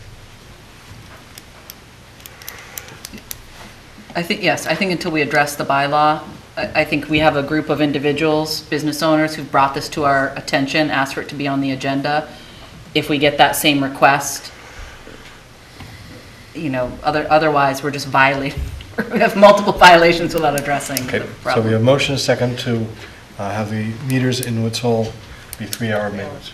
Right. Max. Yeah. And it's just for the temporary summer period, or is this? And certainly we're looking for the date at the end of this summer to see what's happening after that. But So through Memorial Day. Labor Day. well, I would not suggest we put an end time on it right now. Yeah, no, I agree. Come the fall, we can then make a decision Readdress at that it? point, because currently what's happened the past 2 years is come about Thanksgiving, People ask we've for then the had a free. different regulation in Woods Hole to allow for a longer term where they're not paying anything. And so at some point in the fall, we'll be making that decision as to what we want to do with that, with the information that'll have from the chief. And on that point, it was actually the Heights Association that wanted the free parking by the ball field, and we just chose to include Woods Hole in the free parking, isn't that right? No. Woods Hole's been asking for it. Oh, they It's asked for it in the too? past few Excuse years. me. But I think It was really the other way around. Woods Hole's done it, and Mr. Dufresne has Oh, okay. said, of course, it used to be that they actually got pulled out in the Heights. Or put a sock over them or something, right? Okay, thank you. Any further discussion? All those in favor say aye. Aye. Opposed, none, the ayes have it. Next item is an interview, a candidate for the Coastal Resiliency Action Committee. We had one interview last week of Andrew Ashton, and we have a candidate today, Edward Schmidt. Mr. Schmidt, thank you for sticking through that part of our meeting. All right. Welcome. Welcome. I do have a very short statement to read here. I wrote it out ahead of time so I wouldn't ramble. So let me just say I'm applying for appointment to this committee because I believe that climate change and the resulting rise in sea levels will be the #1 problem facing our planet over the next 100 years and possibly longer. The problem will be especially acute in low-lying coastal communities like Falmouth or all the other towns in the Cape. I read everything I can find on the subject. In fact, my wife tells me I've become obsessed, and she's probably correct. But I believe it's not necessarily a bad thing to find something that's very important to be obsessed about. I think many of you probably know I served for 10 years as a member of the Falmouth Conservation Commission, and for 5 years I was the CONCOM representative to the Community Preservation Committee. In fact, I joined that committee when it was initially founded. I did step down from CONCOM and the CPC as a result of term limits. CONCOM was a full 10-year term. But ever since, I've been looking for some new way to again become involved in town affairs. I'm attracted by the word action in the name of this new committee. I know there's been a coastal working group and other similar types of organizations for a number of years. But the word action really brings me to say this might be the right place for me. I think there's been a lot of discussion and many reports filed on threats to our coastal ponds and our marshes and our beaches, and the science is very well known and accepted. So I believe the time has in fact come to begin to act based upon what we know very well at the moment. I will bring to the committee a very thorough knowledge of the resources and a knowledge acquired as a result of my CONCOM experience. I would say over 10 years, I made well over 1,000 on-site visits to properties when a permit's applied for. It could be, in fact, closer to 2,000. I never counted it. But it was, 2 or 3 or 4 every week. So as a result of that, I certainly have a lot of familiarity with the waterfront property in the town. And I think this first-hand familiarity would be very invaluable to this kind of committee. I'd also say I'm well informed on federal, state, and local regulations regarding what activities can and cannot be done as we adapt to rising sea levels. In fact, I was part of a process on Conservation Commission that resulted in a 10-year beach management plan that continues today to guide our beach replenishment efforts and other kinds of beach management activities. That plan was developed in conjunction with the Beach Committee. I do understand when and how it might be appropriate to mitigate. I would also say there are certainly opportunities from time to time to elevate threatened structures, and it might also be necessary when other remedies fail to relocate. I do feel an urgency, and there should be an urgency in town, to begin to plan now that Falmouth will leave to succeeding generations a place that families can still enjoy. I'm also aware that the challenges to be faced are very difficult public policy decisions that will affect many people's lives in a very major way. There are many different constituencies that need to be understood and accommodated to the best way we can, and sometimes there are conflicting objectives of the different consistencies, all very valid, but you necessarily can't always please everybody all of the time. I think a balanced perspective is a necessity. Working on CONCOM and the Community Preservation Committee, I've learned to listen very closely and respect the point of view of my colleagues. The CPC was an especially rewarding experience because there were 7 of us representing very different interests, not just conservation, but affordable housing, a very difficult, complex issue. Historic preservation, where I learned an awful lot. And in addition, later recreation was added to those responsibilities as well. We didn't always agree on specifics in these committees, in this committee, but the personal chemistry was very good. And after discussion and debate, we would vote, and then we all rallied behind whatever the decision was. And we acted together then to support it as a group, and we moved on to the next project. So I think my skills and my learning in town makes me a good candidate for the position. I'd appreciate the opportunity to once again serve the town, and I thank you for the opportunity to be considered for the position. And any questions you want to ask about my experiences, fire away. Or you want to talk about anything about climate change, boy, I can discuss it all day long. Your turn. Questions? Ms. Moran? Oh, go ahead. Sorry. So can you, maybe I missed it on your application, can you tell me what your work experience is? Is it in the field of climate change? Oh, definitely not, no. I worked in advertising marketing in the pharmaceutical industry. In the industry, though, I was involved in science, if you will, in a way, all the science of developing new drugs and all the state and federal regulations involved. Even though I was a marketing guy, I did feel in the pharmaceutical industry, success of the business really depended upon a strong R&D facility. And anything new came out, I actually sat down and I would read all these very detailed research studies on different pharmaceuticals. I remember the time before I started taking drugs for cholesterol control. Pfizer came out with a drug, and I looked at all the clinical studies. I compared it to a previous drug on the market, so I had to satisfy myself that I was taking the most effective drug that was available. That was sort of an uncommon thing for people in marketing to get so involved in the science, but I felt it was important. Thank you. Mr. Brown? I was going to ask a similar question of what type of experience you have other than your own personal research. So I guess you've already answered that. How do you think the finances should play in this picture? Excuse me? How should finances, what part should the financial situation take in this discussion? Well, I'm not sure I understand the question. It's going to cost money. Should we care that it's going to cost money that we do? I mean, how should we throw the financial picture into... The financial picture? Well, obviously, some of the impacts on our coasts could create very expensive, call for very expensive remedies. It's going to be a challenge all the time to do the cost-benefit analysis. There are some things you might want to do, but there's a determination that the benefits just won't be great enough to justify the enormous expense. So you look for other alternatives.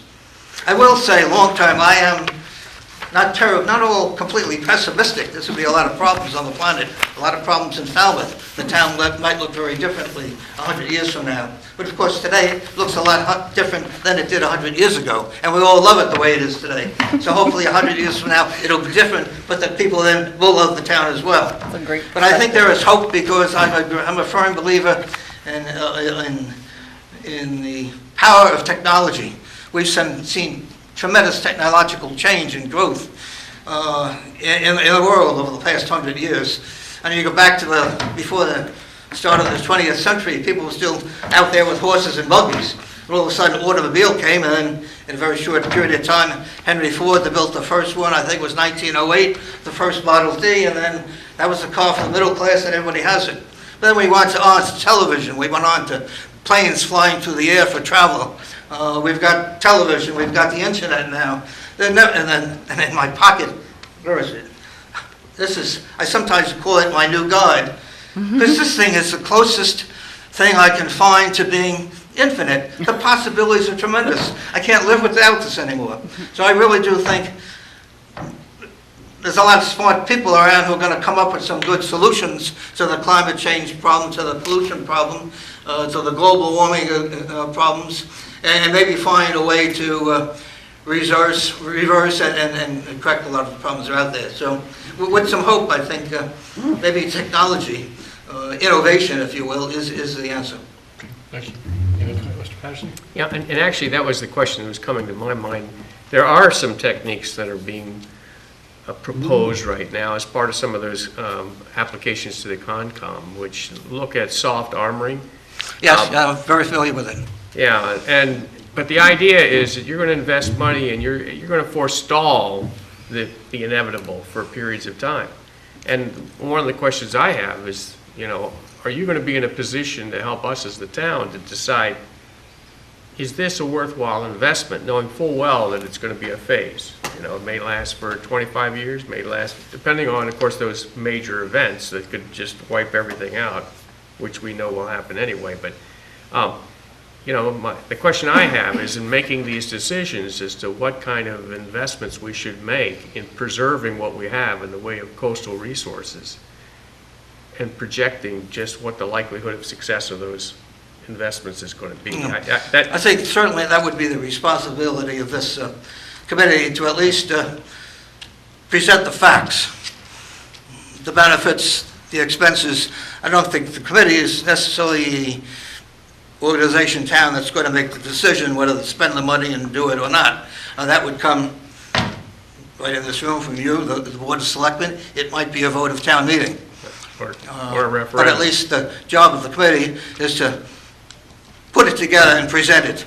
And not come back with a committee and 2 years later coming back to you and say, we need to do some more research. We think we need some action now and very specific decisions should be made, even though they might not necessarily be immediately.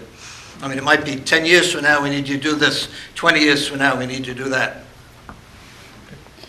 Could I ask the chair a question about this committee? I can't remember did we create the makeup of this committee? Yes. Do we have an alternate position in this committee? We don't. Is that something that can be done? Sure. I just know We that other created the committee, committees, so- I'm just thinking that this is,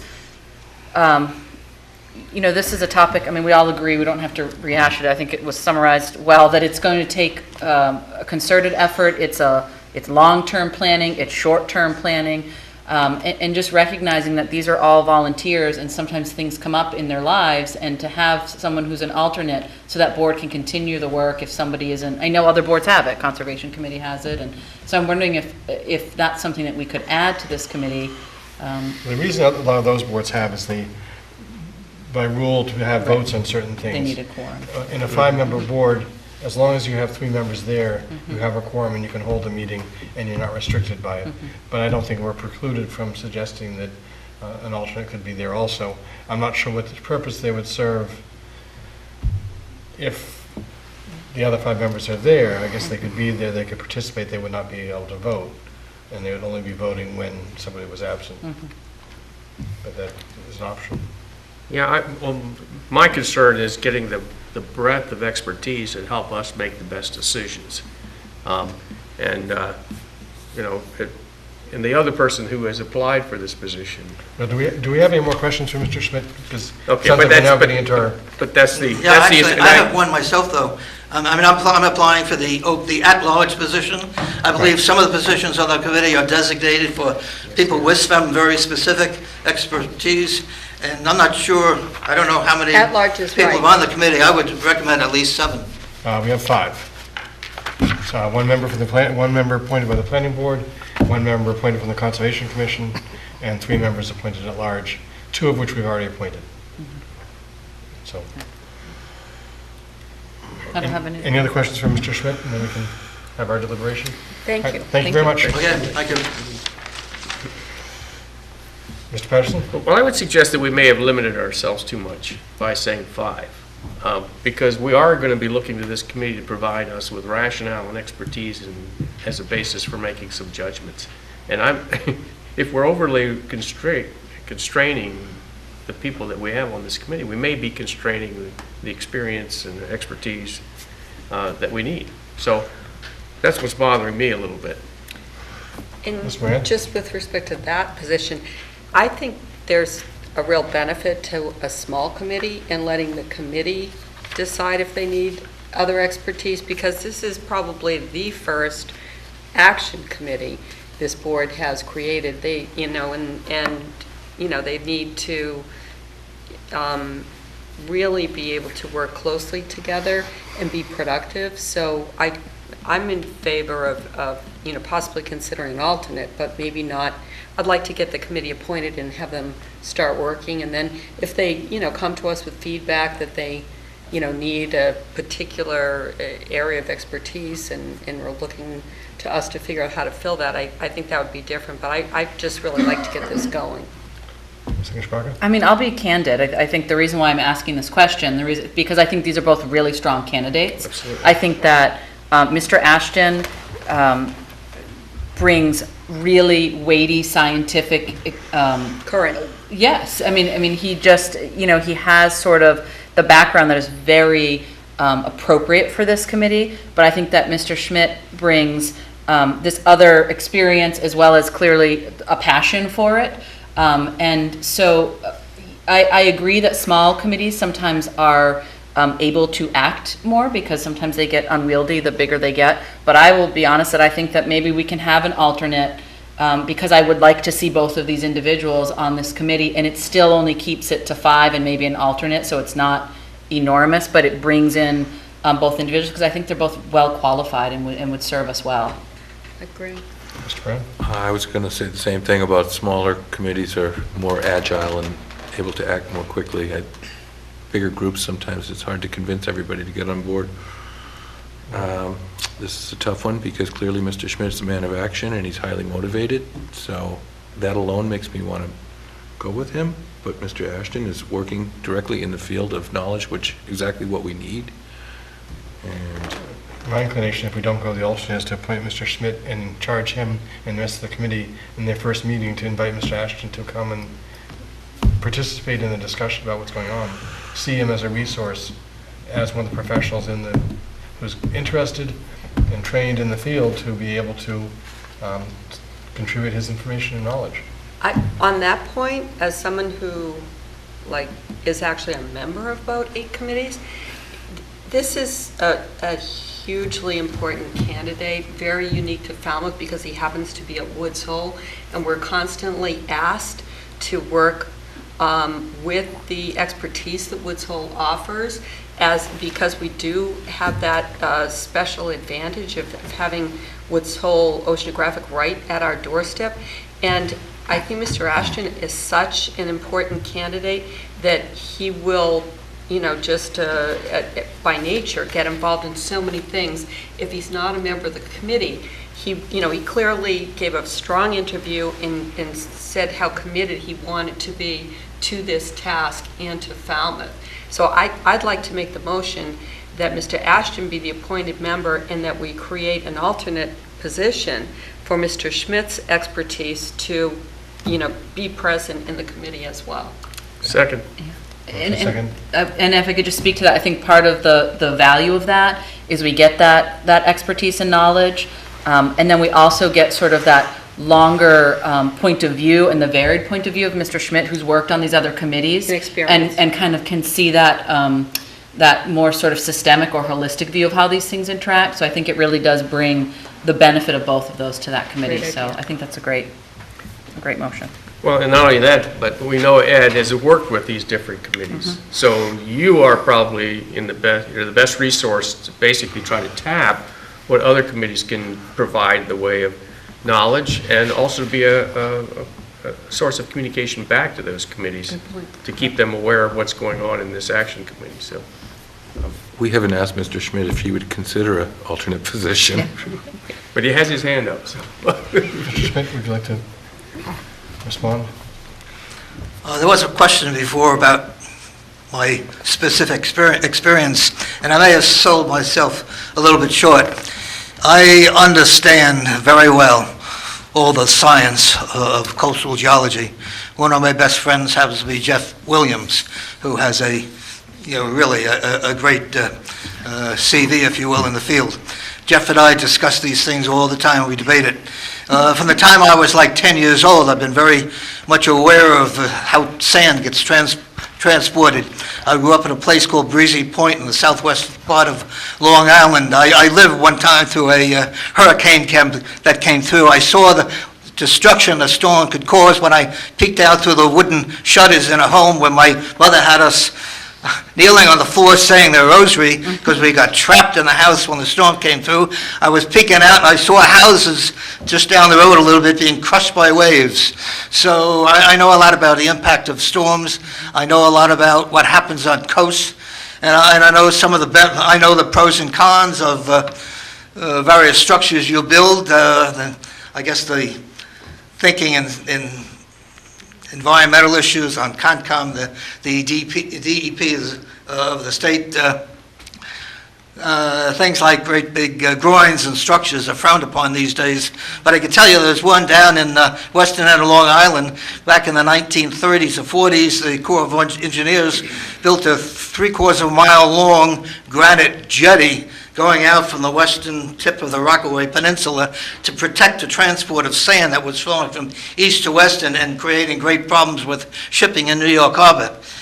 That 3/4 mile jetty has collected a lot of sand to the point there now that the jetty is only beyond the beach, maybe about 50, 60 yards. It's a tremendous collection of sand, and it added like more than a half mile of beach to the community down there. So I've seen all this stuff. I've grown up with this stuff.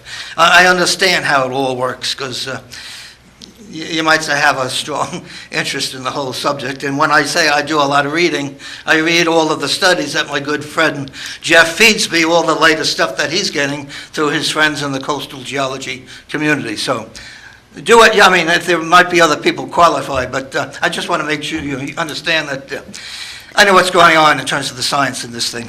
Thank you. Before you leave, would you consider the alternate position? Yes. Thank you. I was just going to say, I think you've convinced everyone that you know it. That's why there's the suggestion that an alternate position. And again, the other individual is I believe he has a PhD in this field. So that's, it's a tough field. So I think that'd be comfortable with that motion. I would prefer it the other way, but it sounds like that's not the majority opinion here. So we have a motion and a second to appoint Mr. Ashton and ask Mr. Schmidt to be the alternate member to this board. All those in favor say aye. Aye. Anybody opposed? But Thank you very much. Thank you. And congratulations. Yes, thank you. Congratulations. Mr. Chairman, could I ask for one clarification? Service again. Just from the standpoint of how the committee will operate, because I assume the board wants us to work to convene an initial meeting and so the board gets organized. I think it'll be helpful to clarify going forward, is it the board's intention that the alternate will be a regular voting member? No. Or will only vote when someone is missing? That's my understanding, at least that's the way I would interpret an alternate member. Yes. Yes. They're Okay. voting. Yes to what you said at the end, to the latter, only So the vote. person normally won't vote unless somebody's missing? Right. Okay. Very good, thank you. I might say that I'm not sure how many times this committee is going to have a vote situation. Most of the time, it's going to be gathering information, putting proposals together, and developing reports to us, right? So the question of voting, I suspect, is not going to be a significant issue. No, but the distinction of being alternate. Sure. The No, only I reason they're an understand. alternate is for the purpose of a vote. Yep. If all 6 people are there. Yes. Otherwise, it's not really relevant. It can be a resource regardless. Right. Thank you. Individual selectmen's reports. Mr. Brown?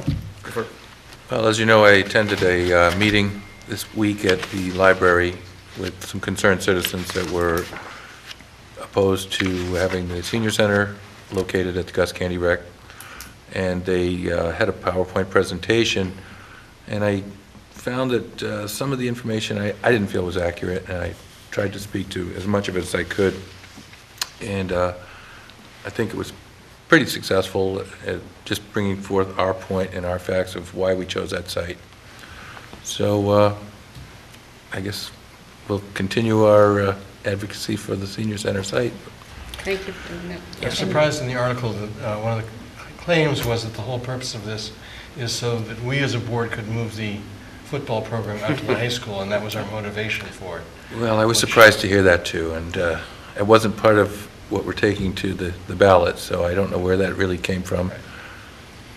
Well, Mr. Patterson? Speaking to that point, I mean, it sounds like to me it's a conspiracy theory, but being the liaison to the Community Preservation Committee for 3 years, that came up as an initiative as a result of the poor condition of our fields.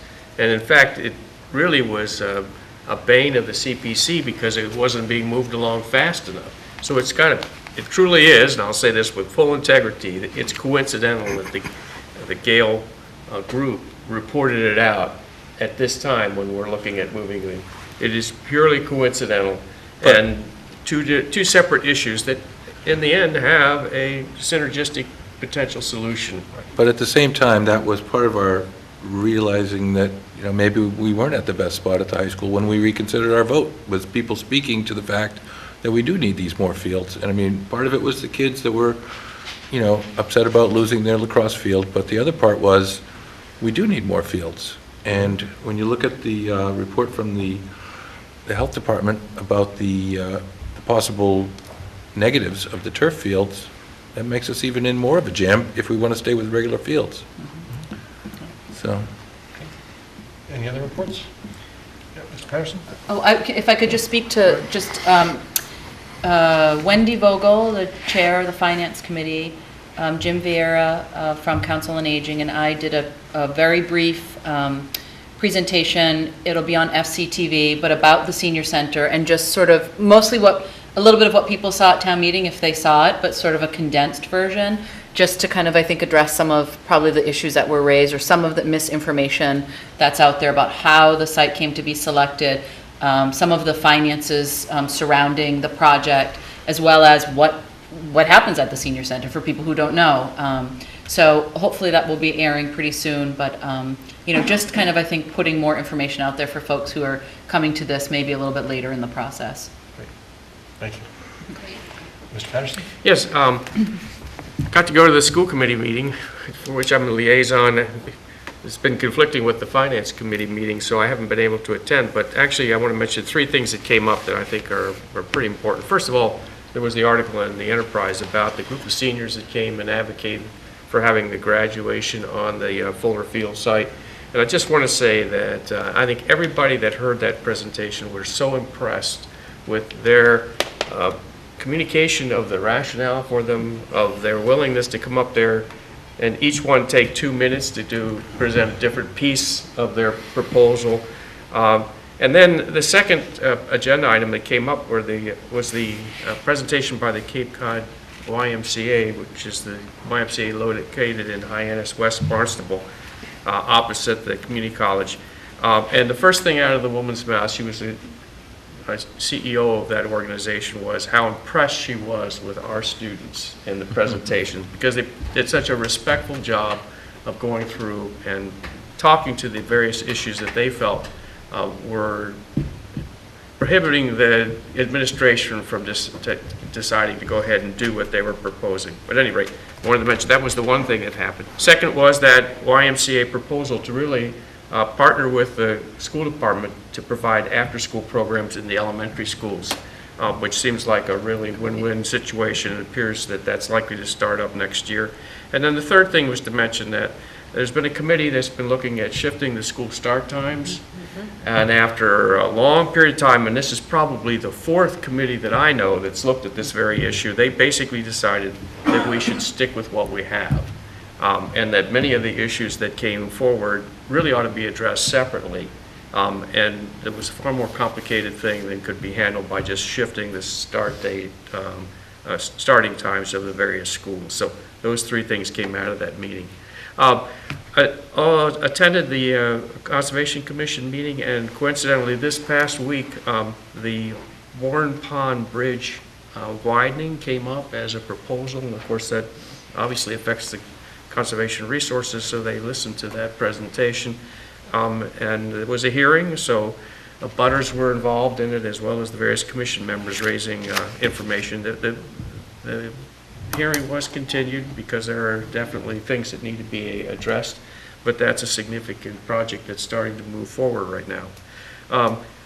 Attended the CPC meeting, and they're working through in detail the 5-year plan draft at this point for the Community Preservation Committee activities and which projects that they fund. And the last thing was that I attended a Friends of Knobskelly board meeting last Tuesday. Mr. Brown, you also attended the planning board meeting, because I was watching at home and saw them call you up there. Unfortunately, they declined our invitation to come and meet with us in 2 weeks. I talked to Mr. Fox about the meeting, and I should have sent him an email because he didn't quite pass on the message the way I was hoping. And I thought you did a great job of trying to, again, reiterate, we were hoping to have the planning board come and initiate a conversation prior to a much longer Saturday workshop. And they were not receptive to even coming and talking to us about that. I also appreciate your question as to why we didn't bother with the May meeting. And that was completely from the planning board saying they weren't ready. We were eager to go ahead. We weren't concerned about the election, and so Yeah, we I had the appreciate date- your being there to... We had chosen that date, so A I long just time, yeah. trying to keep them on the track with us, but that was a little unfortunate. They chose not to at least even come for that short time. They said they were thinking maybe we should come to one of their meetings for if we want to make a brief interlude. So I guess we can do Yeah. that if we want. I think But we I was need more hoping than a they would brief just at interlude. least take the, initiative, at least on the Coastal Resiliency Action Committee, but So we'll set up a Saturday in the next month or so with the planning board and the other committees also again. right, and I'm glad they're still, anxious to do that. Mr. Mann? Just quickly, the Cable Advisory Committee is going to come and make a presentation, maybe just during public comment, if it can be short enough. There are a lot of changes, and they're hoping to help folks at home get the best service that they can get for the least amount of money, and explain some ways to get, for example, if you want HD, a way to do that economically. So that'll be coming. Mr. Brown? And it's come to light now that our request for the vulnerability assessment is not going to happen this year because the state has now put another requirement that we get this MVP, and I don't remember what that stands for exactly, most valuable player? Yeah, we're not MVPs yet. We have to get a little bit more training for either our planning staff or whoever's going to guide the vulnerability assessment direction. So I'm wondering if at a future meeting we might take up the discussion as to whether or not we want to fund this vulnerability assessment ourselves. It might be $60,000 or $80,000, and I know that's a lot of money, but as the years go by and we keep missing these coastal resiliency, coastal zone management grants, I feel like we're in danger of that fund running out. And the bigger money is going to be when we actually design and implement whatever it is that we're going to do, whether it's protecting the bike path and the sewer line or whatever it might be. So, I mean, maybe for this small investment now would be good investment for us later to get some bigger funding. 'Cause Question? Is that a certification they're looking for? it's just a whole new way of administering the program. Yeah, I have the acronym, which sheds a little bit of light on your question. Municipal Vulnerability Preparedness Program. So it is very much, as I understand it, the state is looking for municipalities to go through this sort of preparedness certification work with their pre-identified consultants to get to this point where we've included climate change in our vulnerability assessment to then be eligible for the next round of CZM grants. Okay, thank you. And so, could I just ask on that point, is it, and I don't know what will be required for us to sort of engage in that process, but maybe if we could get a little more information to see if that is sort of worth the effort in order to have the access to some of these potential grant monies, or if, like what Doug is saying, maybe we come at it from a different angle, but just to make sure we're kind of continuing to move that line forward. Well, I spoke with Ms. Jen McKay about it, and right now it looks like they have to set up training facilities or training entities, and the Cape Cod Commission is looking into becoming a training entity. So the state is going to issue some sort of guidelines for training for them, and then they will likely be available to train our staff so that we're ready to engage. All right. League of Women Voters?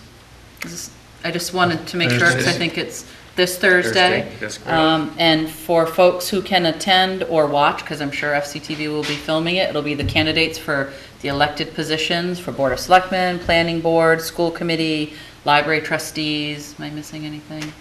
There may be a chance to introduce yourself if you're a town meeting member. Yes, if you're a town meeting member and you're running. So really important event, 7 o'clock? 7 o'clock. 7:30. 7:30. Okay. And- I'm always early.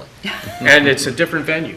It's Yes. at the Herman Room of At the library. so that downstairs room at the library, but just so that folks know, because it's a great event. If you don't really know who your candidates are for these positions, or if you just want to have a better understanding of the way your town works, it's a great event. League of Women Voters always puts on a great event, so. And tomorrow night, our state representatives are Yes. speaking also, I think, at the library? Yes, Herman Room. Yes, 7 o'clock. 7 o'clock. Also sponsored by the League of Women Voters. Yes. Taking questions, speaking and taking questions, so for folks who have concerns about issues. So, big week. Town manager's report? Thank you, Mr. Chairman. I want to thank the board for the lively discussion about parking and parking meters. Always helpful and insightful, and I look forward to working with Chief Dunn to bring you some expanded factual information at a future gathering. I did want to just take a moment, as I was sitting here, it occurred to me that a little bit of confusion's come up a couple times on the matter of using a charge card in the parking meters, and the board may recall the charge cards were included in the parking meter specifications that we ultimately acquired as a convenience. And you can still put quarters in anytime you want, and you pay 25 cents an hour, or I'm sorry, for 15 minutes, and therefore $1 for an hour. So the fee that is incident to utilizing a charge card is one that the town encounters, and we're merely passing on that convenience fee to those who choose, for convenience reasons, to use a credit card. So it's not intended to be punitive or to be negative in any way, but those who have always and traditionally used quarters can continue to do that, and they're really unaffected. So I just wanted to stress that the credit card, we're happy to make it available, as Chief Dunn mentioned, and we'll provide further information on that the next time we gather on it. There is a fee that the town encounters for each one of those transactions, and to maintain the internet connections with the parking meters, and that is merely passed on as part of the process for making that available. So wanted to mention that also, and also that the board meets again this coming Monday, May 8th. And thank you very much. We're going to have to repeat that parking meter thing about 1,000 times before people are going to believe that we're not making half the money off of that. Yep. And a reminder that we're right now scheduled for a tour of Water the filtration. water filtration plant next Monday. Correct, yes. Tentatively scheduled for 5 o'clock, if that works for the board. Okay. Motion to adjourn. Second. All those in favor? Aye. Aye. Opposed? And the ayes have it.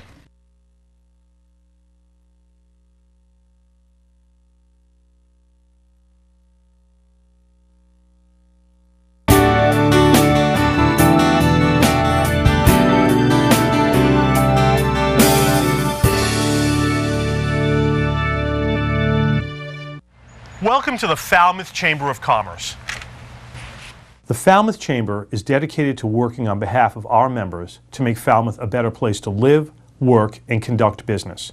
We are committed to developing the economic, cultural, educational, and civic interests of our community and welcome the support from all organizations to achieve our combined goals.